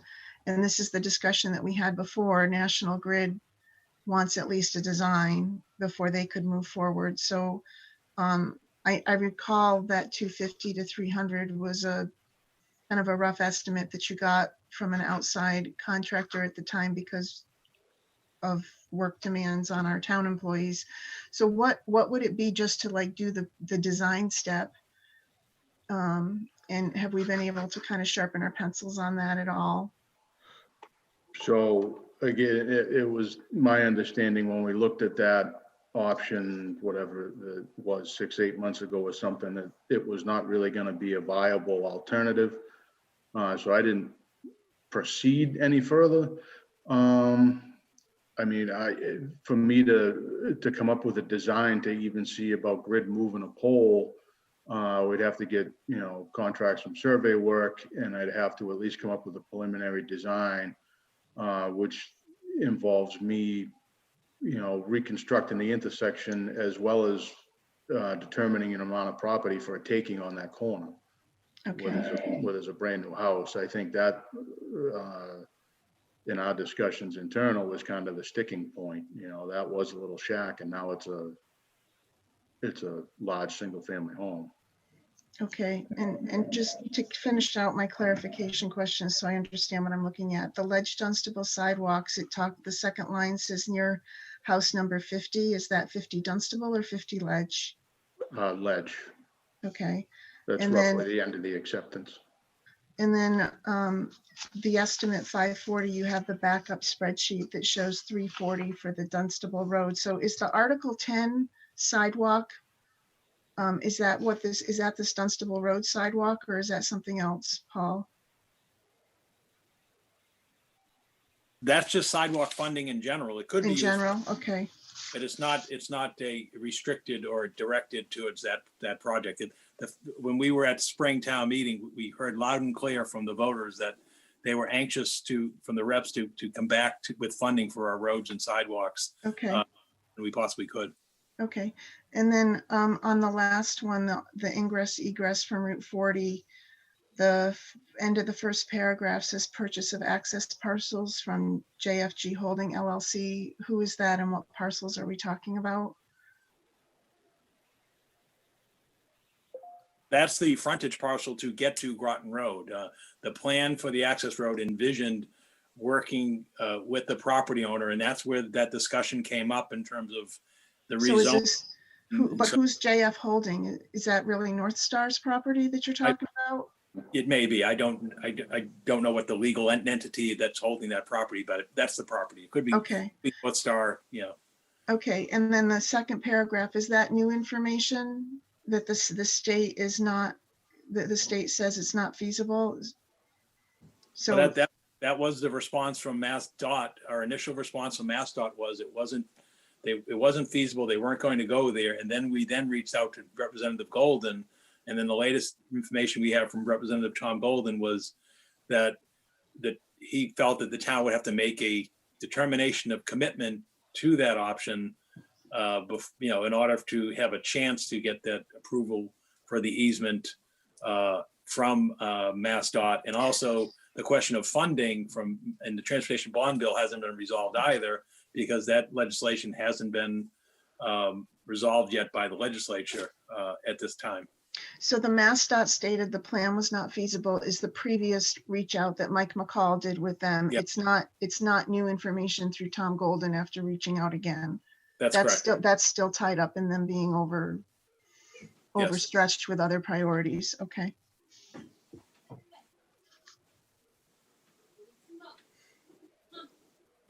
So when I look at this, the question that I have is if the parallel road is a 2-year, $1.5 million effort that we're still tied up on, are there shorter term alternatives that we should start pursuing in parallel besides the school bus turnaround?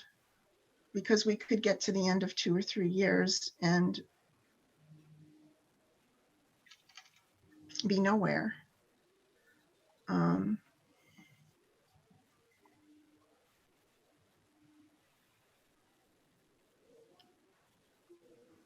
Or does the board? Virginia, are you asking if we? I'm just asking. I'm just asking for a conversation. So we've looked at these options individually in silos as they've come up, pretty much. But and then when the idea for the access road came up, I think most people thought it was a really cool idea and could help alleviate a lot of issues. However, it seems like it's a stretch given some of the conditions that have to fall in place for that to happen. And it's also a much longer term option. So do we continue to pursue only that with the possibility that at the end of 2 or 3 years, we've done nothing more to try to help alleviate the truck traffic issues in North Chelmsford? Or is it worth revisiting a couple of these other options, even if it's an interim step that we take? So that was my only question, because otherwise I think what we're doing is just a kind of spinning. And maybe or do we just say, hey, none of these other things are viable and it is what it is? But I have a hard time doing that. I just feel like we should try to be doing something besides a school bus turnaround. Well, what would you need to compare the reconfiguring of the the end of the road there? Moving the pole. Would you want to see a more clear? Do we need to have Steve do a more clear write-up of what the expenses will be? Well, the 250 to 300 was a rough estimate. It was a verbal estimate that Mike McCall gave us based on conversations with Steve, right? And so my earlier question was, the first step in that would be that National Grid needs the design. So if doing the design, and I don't know the answer, I don't know what this takes. If doing the design is a $25K thing, is it worth at least taking that first step? If doing the design is $150,000, then we think about whether we really want to do it or not. But we're not going to have an answer. It seems like the first step in that is to do the design, right? And we don't get any other answers until we do that. So are there some interim steps that we should be taking? Should we be prioritizing sidewalks on Ledge or Dunstable? Or asking, or are there other sidewalk priorities in town that take precedence? That would at least help improve the safety for the kids. And then I do have one question from our other sessions with Paul Haverty. If the board doesn't want to have another session with him, I'll call him up directly and ask him.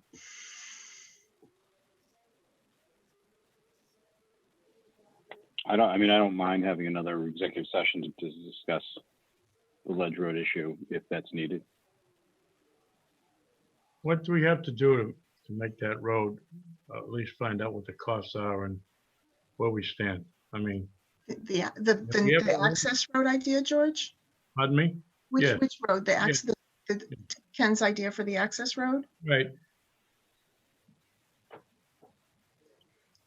Well, I think the biggest hurdle we're going to have is we've got to go to Tom Golden, and Paul, you can use the correct verbiage here, but we have to basically get a commitment from the townspeople to support the project, and then Tom is willing to go to the state.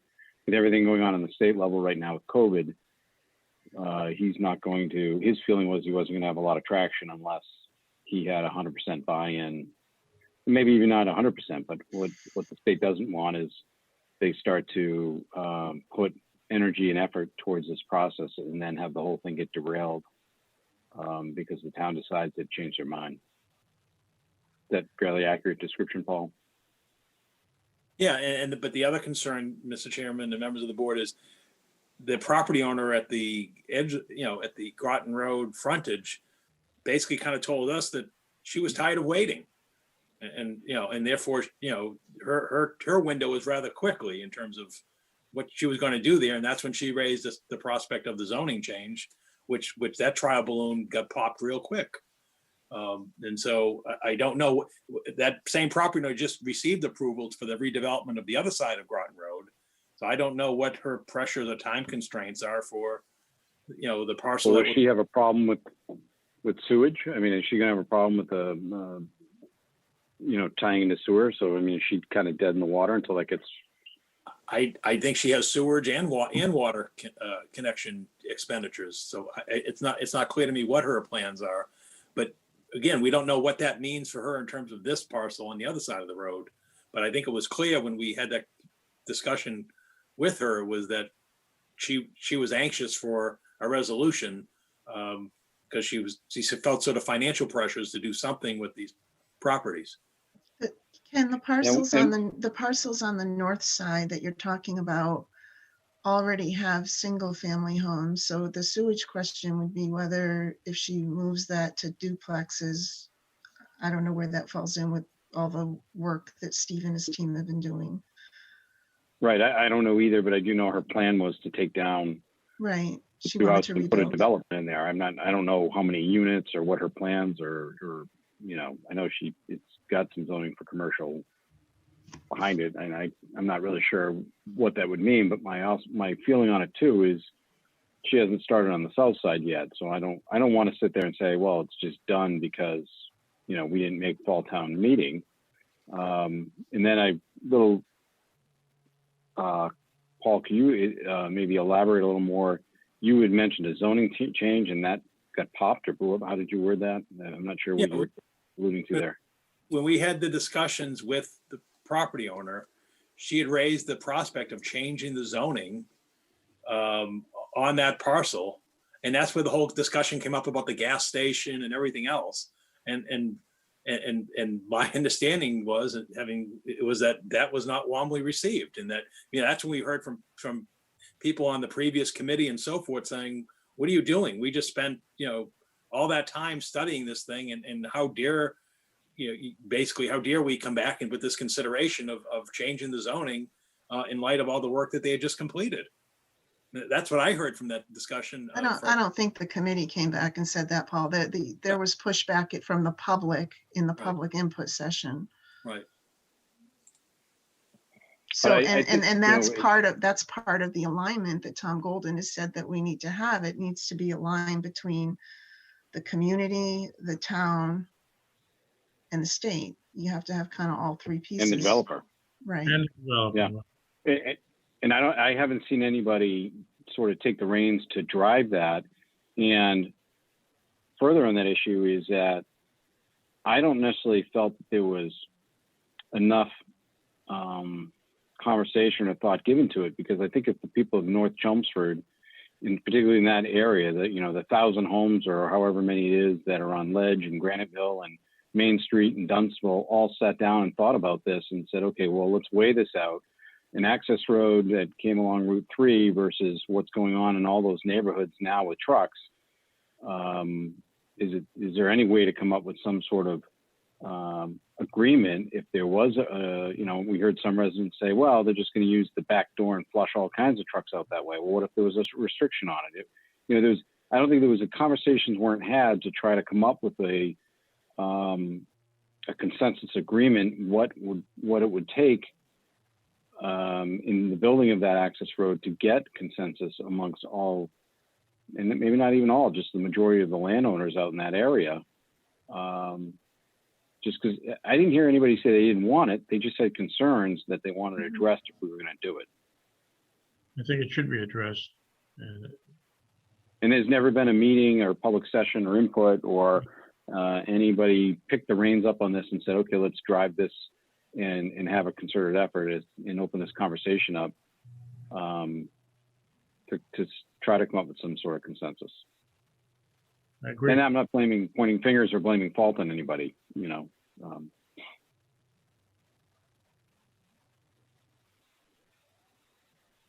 Were you gonna say something, George? I just think if you're gonna do something, now's the time to do it, between the next couple of months, you know what I mean? Like, you can take a real hard look and you can talk to people. Like you said, you have an input session with everybody up there and find out from the developer what their intent was. I don't think right now the zoning isn't doesn't permit a gas station or anything like that there. So I don't know. I think that was just somebody making that up from the old days when somebody said they were going to do that when they were going to do the 40R. That was going to be the economic thing across the street, was going to be a gas station. But I don't think these people would be interested. No, I think that. Yeah, I mean, I think there was some conversation from the owner up there where she said, listen, if you obviously you can't do spot zoning, but there was a conversation over, if I'm going to give the town access across the land with an unrestricted easement, I want some sort of give and take here. So I want some rezoning done so that I can at least offset what I'm giving the town, with, if she's got to put in a stub road and things like that, she wanted the ability to return some profit by getting some rezoning up there. When asked as far as what she was looking for, she threw out ideas. I don't know, a restaurant or maybe a gas, something that I could make money on in developing it to offset my cost to the town for giving them access across the land. I think that's where that came from, George. Well, maybe she sort of just gave a couple of examples, but maybe you should have a meeting with her, or somebody should. Maybe somebody from the board, but one or maybe two people. I think it goes back to it's more than one-on-one meetings. It goes back to what Paul and Ken were saying, that there's a whole lot of ducks that have to get aligned here, and you need to bring all of those stakeholders into the conversation, or you could get something that you think is lying flat and it blows up and Tom Golden and the state walk away. So Paul, you're the one with the experience here. How do we go about as a town putting together an effort to open up the lines of communication, have discussions on this to see if we can come up with something that's 80-90% palatable to the residents of North Chelmsford, so that we can say to Tom, we have buy-in. Well, I think you got to, on a problem like this, you got to determine what are your critical points. And I think your critical point appears to be the property owner. What is it that the property owner is looking for in terms of the ability going forward? And does the property owner wish to go forward with dialogue? Then what's that time frame? Because if that frontage goes away, then getting the access from the state and the funding gets us nowhere. So I think that your first dialogue has to be with the property owner. And then And who has that dialogue? I think the board has to have that dialogue with the property owner, because if there's one thing we learned from the previous efforts up in North Chelmsford, it's got to be public, transparent, and a visible medium. And I think that visible medium would be the Board of Selectmen. It can't be, a discussion in the town offices, or, I think it would have to be a discussion, where there's a clear understanding of what is it that this property owner is interested in doing. So it's clearly understood, because your next step is going to be, okay, if that's the case, and then the next critical point is the state. Well, before you can go to the state, as you mentioned earlier, you then have to go to all the other stakeholders in the affected neighborhoods and determine their support, saying, this is what we're considering in terms of approaching the state, and this is what the consideration is for the property owner. Is there a consensus in that this is the direction we should move? Well, I think if we're going to do that and invite her in to speak with the board, we need a copy of all emails and conversations that have gone back and forth between town hall and her, so that we know what has been discussed and put on the table so far. I to my knowledge, the town offices have put nothing on the table, because I don't believe we'd have any position to put something on the table. So my understanding is there hasn't been any discussion in months. I know there has been some back and forth between her and Evan. So I think we should all get a copy of those emails, so that we know what the discussion and the tone of the discussion has been, so that if we're going to invite her in, I don't want her to come in and say, well, I had this conversation and it didn't go well, or I'd want to know in detail what has been done so far, just so we're not blindsided. Okay, I'll reach out to Evan if I'm not sure whether he's watching this meeting or not, but basically I'll reach out to Evan first thing and obtain any communication he may have had with her, but and get that to you. One of the things that I continue to struggle with this, I agree that the property owner is a major hurdle, but the other is the Mass DOT land. If they've already come back once in the context of another discussion related to this and said, we're not interested, what makes us think they're going to be interested now? And is there a way to kind of get a litmus test from them to see if that's even a hurdle we can climb? Because if it's not, we can put all kinds of effort in with the community to get alignment. But if they say, even if you come back and you're 110% aligned, we're not going to give you access to our land or give you the easement,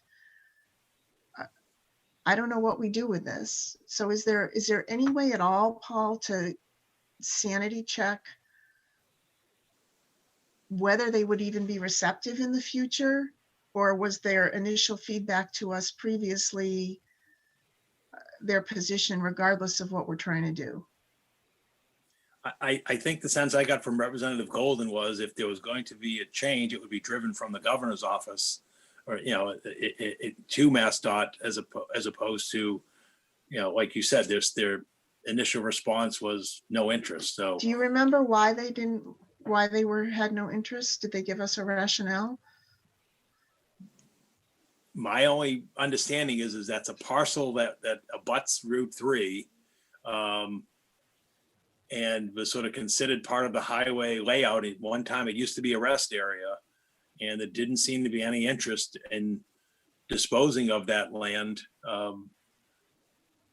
Again, and so therefore I think that's sort of where it underlies, because in the past, even from this administration, one of the things this administration did years ago in their first term was identify surplus state-owned parcels that were ripe for redevelopment and revenue from the state and so forth, and that didn't make the cut back then. And so I think that's sort of the mindset was, oh well, this is part of the Route 3 layout. Why would we ever give up access to land that's, or easement on land that's part of the Route 3 layout.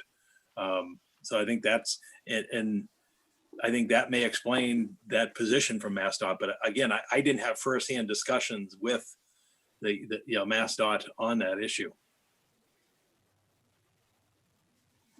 Okay. Well, maybe that's a question we can do some research on, Virginia. So I think those would be the first two starting points for that option, right? The developer and seeing if we can sanity check whether there ever would be I would agree with receptivity Paul. I from the think, state. yeah, I think the comment was made, it would be from a governor's office down sort of push on that. Yeah. And there was the discussion made that the access road would actually make that land developable from a state level, because it would give them an access road that wasn't out to the highway, but because right now it's landlocked, and the access road running up it would allow it access to that lot for the state.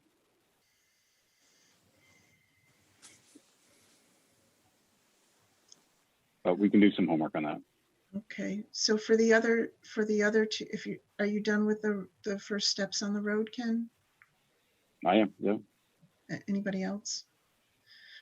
For the other two options that are on this page, the sidewalks and the left turn, is there any initial step we want to take, or do we want to drop them? So for example, with the sidewalks, would it be worth Paul or DPW looking at what are the sidewalk priorities in town? Should that article pass town meeting? And can we put some of it towards the Dunstable Road sidewalk or the Ledge Road sidewalk?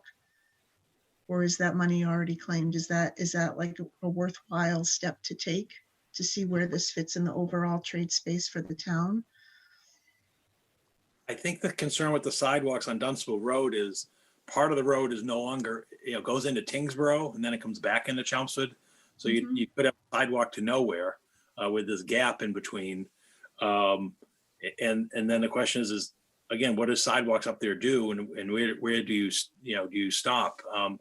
Steve, I don't know, you may want to talk about the other sidewalk projects that are in front of you. Yeah.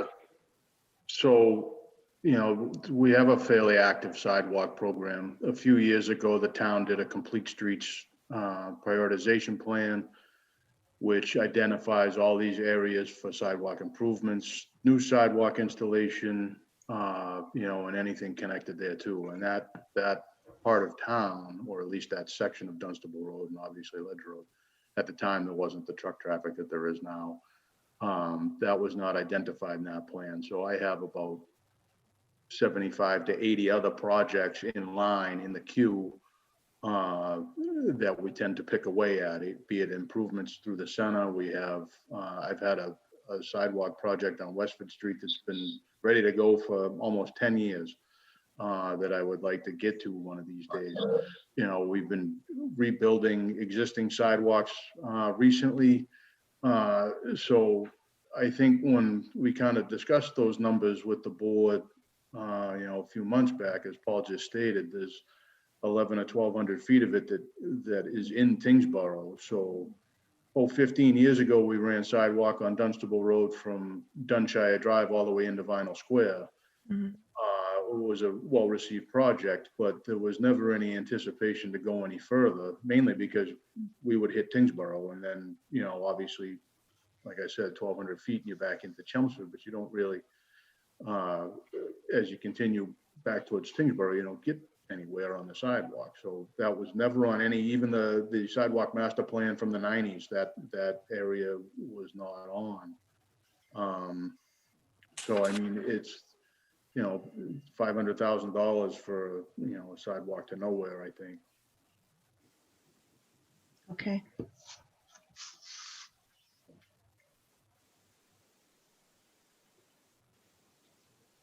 Are there any other pieces to this, Virginia?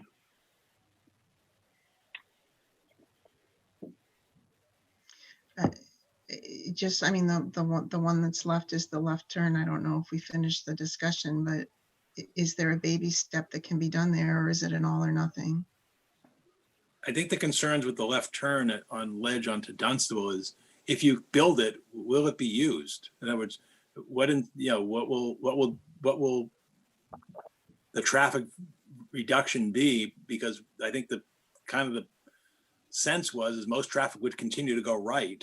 And then the issue of doing the taking of the property of that new home, which would need a town meeting vote and an appropriation of monies. And then the cost with that project, I think, is sort of why it never got off the ground. Because, but again, if you built, Well, I think the idea, if we built it, there was also talk about just putting a sign across the street saying, you know, Route 3 this way, not forcing them to take it, but a guide sign that, and it sounded like there may be a possibility now that Tingsboro would be more receptive even to that, not that we necessarily have to coordinate with them, but because they're building out more commercial that way.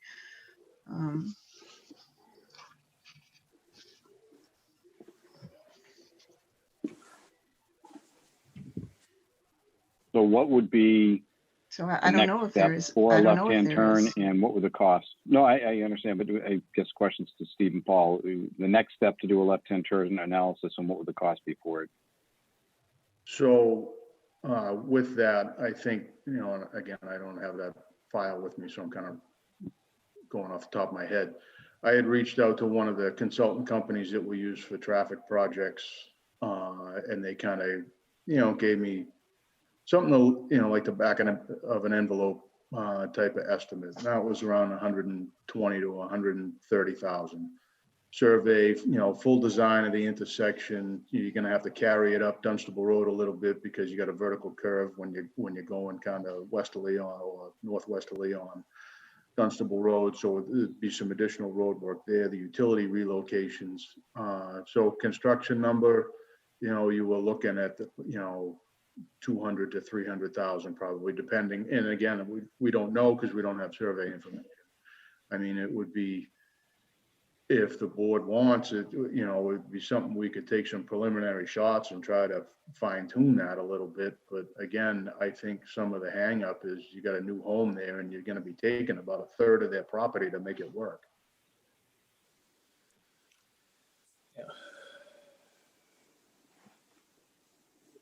And when this first came up, that home wasn't there. Yeah, it was my recollection. Yeah, it was a small little, Yeah. like shack, I guess. I don't know how else to describe it, which is, I think when the first discussions were kind of being entertained with the board, I believe that was in the process of being sold at that time.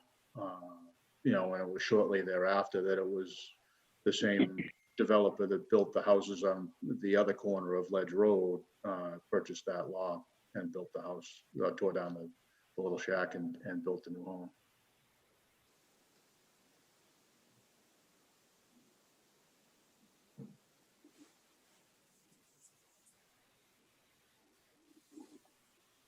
Okay. So just to get back to Then- the first item on that list, is the school bus turnaround going forward? No, at this point, we have the authorization from town meeting for the easements. But at this point, that's where it ended. You know, I think at the time, after the town meeting, it was put on hold, pending the focus on the access road. So that's where it stands. So at this point, there's no movement towards the construction of the bus turnaround. Because what has to happen. I'm sorry, I didn't understand that was put on hold. I thought we were still planning to go forward with that. Oh, well, no. When this was discussed following the town meeting, it was understood that you know, no direction was moving forward until it was decided by the board that was the direction that it was moving forward. And that's why it was brought before the board for the easements and taking, and then do the construction. I mean, I think there's not much downside to going forward with that. I mean, it is short term, and maybe it would be unnecessary if we did the access road, but it's not a lot of money. And even though there's only 2 kids going to school from there now, that still requires a bus, but schools aren't going to be in session this way forever. So I think we should go ahead with it. I agree with Pat. Can I just ask the board though, does anybody, Paul, was that discussion had in a public meeting?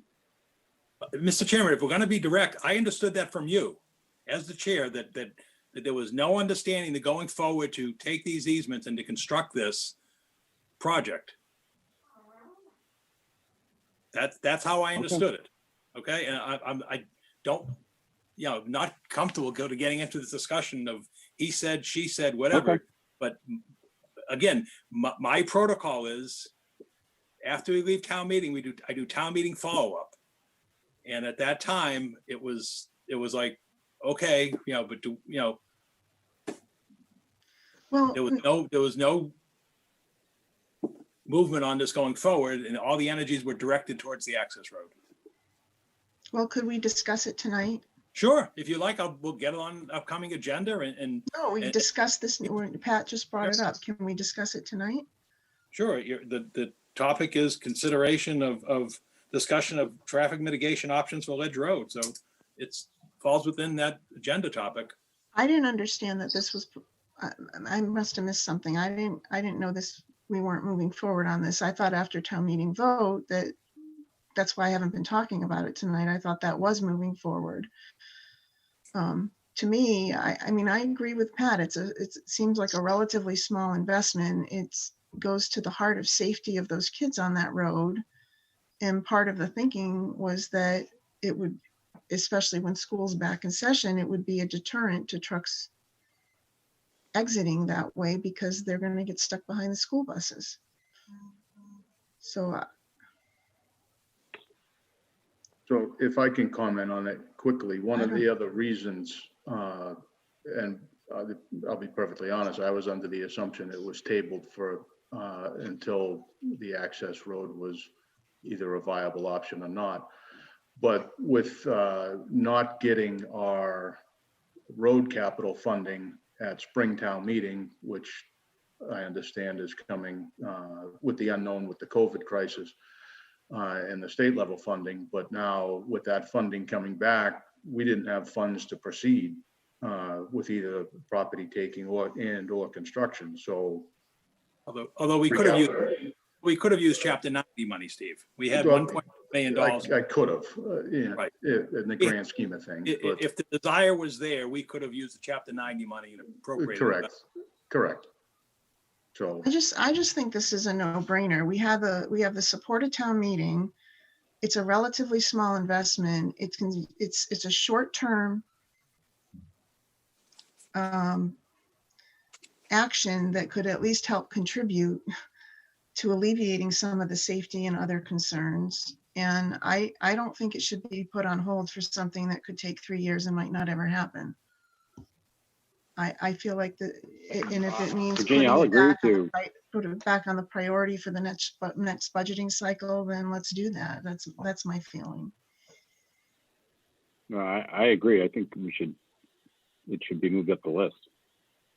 We'll do it as soon as possible. We'll get the paperwork to you for the easements and the thing, and we'll schedule this project right as soon as possible.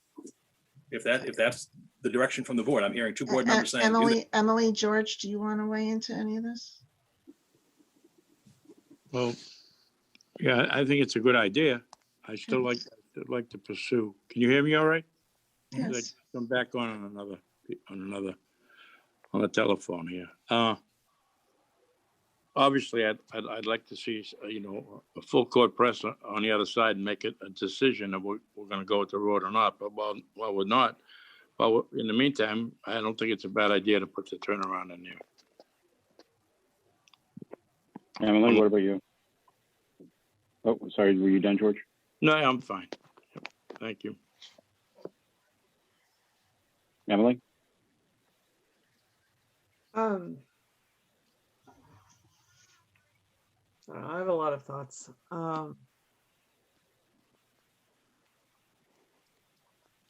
think that bus turnarounds and sidewalks improve property values. I think that they improve usability of a neighborhood, and they promote safety. So, Okay. So you're for putting the turnaround in? I don't know. My only problem is right now, like, there's so much going on. My gas bill's doubling. I'm sure everyone else's is too, because that's going back up. Like, I'm not even sure where to put money right now. I feel like there are so many things to do. I don't know. I feel like it's a really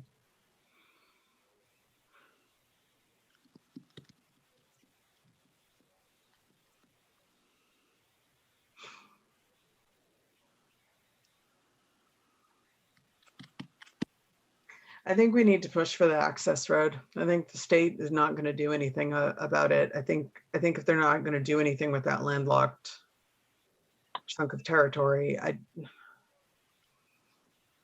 just don't see why we can't push for that and get something going. I don't think you should have heavy industry going through neighborhoods. And I realized that when those houses were built there, it was all the quarry owners and nobody really minded, but I don't think you should have heavy trucks going through neighborhoods. I think what we're suggesting, Emily, is put the bus turnaround on a higher priority because it's near term and continue in parallel to push on the access road.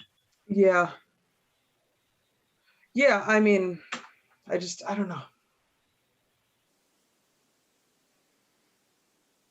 Or frankly, I don't think they're really mutually exclusive. They aren't. I'm just like, I'm looking at just a list of projects and things that have to be done. Paul, is this something you need to vote for though? Because town meeting approved it, correct? No. Town meeting authorized the Board of Selectmen to take easements. The Board of Selectmen has to execute those easements. Okay. Got it. I mean, I'm fine taking easements for sidewalks because that's what they're there for. Like that's what right of ways are there for. I mean, it's what the front of every property is. It's there for sidewalks and snow depositing. So like that's not what bothers me. It's just, I don't know. I mean, I'm just having trouble with the massive amount of money and gas bills doubling. I don't even know whatever. Yeah, do the bus turnaround. It'll help those properties. And someone let Tommy know that he needs to push harder for that access road because the state's not doing anything with that land and it has a purpose. There's a use for it and it could be functional. I mean, I don't know. If he knows somebody, great. Let's get that moving.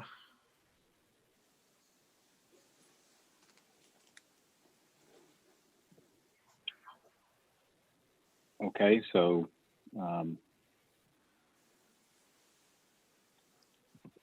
where does that leave it for Paul? We have Pat, you're. Yeah, I mean, if you recall, it was the same town meeting where we did those easements authorizations for the intersections on the state project with Boston Road and Concord Road and so forth. And then that's why you held that meeting and then, you executed those votes. So what I'm hearing is you, as soon as I can, and DPW gets me those documents, we will bring before you the documents for the easements and takings regarding the bus turnaround. I think it's just 2 parcels, if memory serves me right, Steve, because I know the plan's all done because we brought it to town meeting. Correct. The plan's done. It's 2 separate easements on 1 parcel. So I can start the appraisal process tomorrow. We can reach out and start that process. Typically takes about a month to get the appraisals back, but. Okay. Thanks, Steve. Thanks, Paul. Anything else on Ledge Road from anybody? Go ahead, Paul. The only thought I have is Paul Haverty's still on the call. All you have left is a scheduling thing and minutes and referrals. Do you wish to have an executive session this evening on the concerns that Virginia raised, that she said she wanted to discuss something with council? We could do it at the conclusion of this meeting. because this item is on the agenda as you know, and therefore you can do an executive session at the end if you so choose on this topic. But we should let Paul know whether you should stay around or not. If it needs to be written as a separate agenda item, it can wait till the 28th. I don't think that's necessary. Paul can answer. Oh, okay, But, okay. you know, I think you've posted to the public that you're discussing this issue tonight. If part of your discussion goes into an executive session, my understanding is that meets the requirements of the open meeting law. Okay. So does anybody want to roll into an executive session after this? I quite frankly would rather wait until our next meeting also. Okay, You know, I haven't reviewed those minutes in detail, and I really wouldn't, you know, I don't know how prepared Paul would be at this point to pick up from the last time we talked about that, which was many months ago. all right. No, I agree with that. I think we can put it off to the next meeting. Okay, we'll do it on 2 weeks. Okay. All right, thank you, Paul. Thanks, Paul. Thanks, Paul. Both Pauls. Thank you. Paul squared. All right. So, and that's the end of the discussion for Ledge Road. We good? Mhm. Okay. Next up, we're going to schedule a work session to develop select board and town manager's goals for the upcoming year, for this year, going into next. So do we have time and dates available for everybody that we can do that?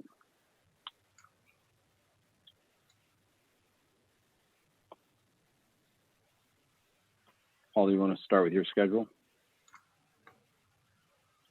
Well, I don't know when the board's available, but obviously our Monday nights are pretty well booked from now through fall town meeting, including the Columbus Day holiday. So we've got next Monday night, the 21st is the tri-board meeting on the budgetary matters. The 28th is your next meeting. You have a meeting the following Monday, October 5th, regularly scheduled meeting. October 12th is Columbus Day, and then October 19th is the start of fall annual town meeting.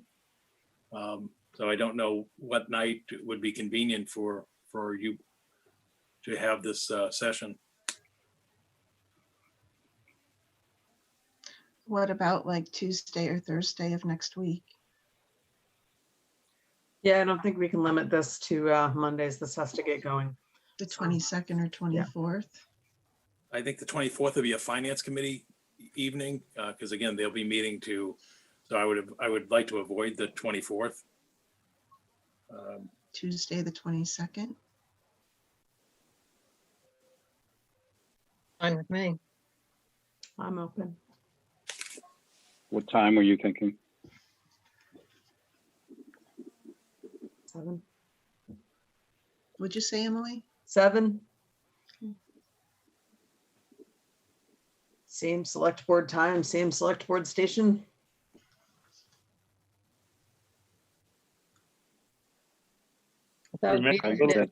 Without beating a dead horse, I would be an ideal meeting to have in person because there wouldn't be any need for any input from the public.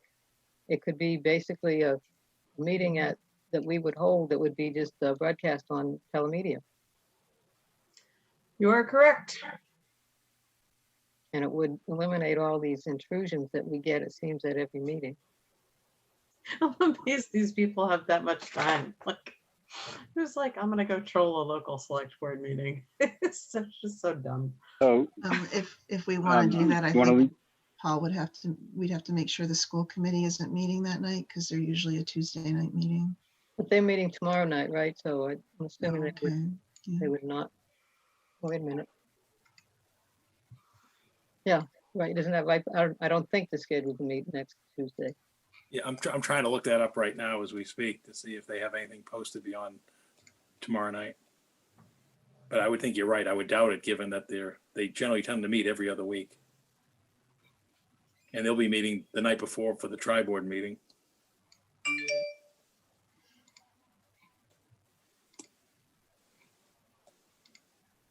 I mean, that doesn't need to be decided tonight, but it needs to be decided by the time it's Right. posted.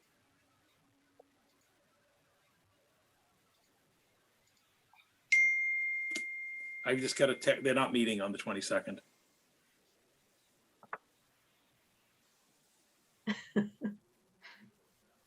All right. Right, well, we at least have a date set. Do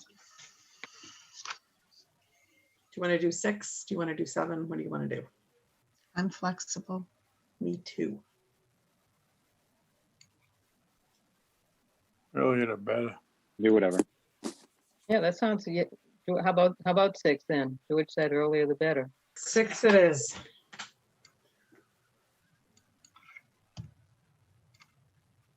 Okay.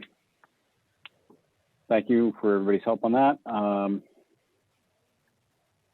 Meeting minutes? I will motion to approve the regular session meeting minutes for June 29th, 2020. Second. We have a motion and a second. All in favor by roll call. Pat? Aye. Emily? Aye. George? Aye. Virginia? Aye. Aye. And I will make a motion to approve the board listening session minutes for June 30th, 2020. Second. We have a motion and a second. All in favor again by roll call. Pat? Aye. Emily? Aye. George? Aye. Virginia? Aye. Aye. And that brings us to the select board member liaison reports and referrals. We'll start off with Emily. Anything? No, nothing this week. Okay. George? Oh, I'm sorry. I had a technical problem. You know, I was off for a while, right? I know I did. So, oh, you Yep. didn't. I missed some of the discussion on the road there. That was the only thing. I kind of disappointed in that, but anyways, it was a technical problem. I apologize. So, no, I'm all set. Thank you. Okay, Pat? Yeah, just have a couple of things. Thanks to everybody who came to the memorial ceremony that we had last Saturday for 9/11. Ken and Virginia was there. Glad to see that. And we had I thought a decent turnout from the public, which was very encouraging. Anyway, next year will be 20 years since those attacks, so I'm sure there will be a lot more attention paid to it, even though there always seems to be a lot of attention paid to it. Also want to thank everybody who came yesterday to the library. The Chelmsford Friends of the Library had a mini book sale, selling books out of the back of people's cars. Raised over $2,600, which was very encouraging, and even better, cleaned out almost all of the books that were in the carriage house behind the library. So they'll be in discussions to sometime in the not too distant future to be able to start collecting books for a traditional book sale. So we look forward to hearing about that soon. And Ken, I just wanted to ask about something, if we could put it on the agenda at some point. I've asked you a couple of times about a code of conduct. I mean, maybe it's something that would work in with the goals or something like that. I had sent you probably a couple months ago the latest versions that I had. So I didn't know what status was on that. No, we definitely can include that into the goals and meeting that we're going to have. I think that's actually a great idea and a good fit. So we'll take it up there, and I'll make sure that gets included in to the agenda for that night. Okay, thanks. Anything else? That's it. All right, Virginia? Just one, the school committee and the school administration have worked with the teachers and the support staff to come up with a memorandum of understanding that addresses different learning models. And that was approved by the union members last week and will be voted upon by the school committee tomorrow night. And the first day of school is this coming Wednesday, with all staff and students meeting remotely on that day. Okay, thank you. Yep. Again, I'll just repeat a little bit about what Pat said. The ceremony, I thought, on Saturday was done very respectfully, beautifully, and the young girl who sang had an amazing voice. So it was a very appropriate, reflection of what happened 19 years ago. The only other thing I have is the Commissions on Disabilities today notified us that they're going to start back on October 20th. So that's on a Tuesday, and they'll start holding their meetings remotely. So they're back on the schedule to start back remote also. All right, and with that, is there anybody else? Any press questions? I don't see any press on right now. And there's nothing in the chat.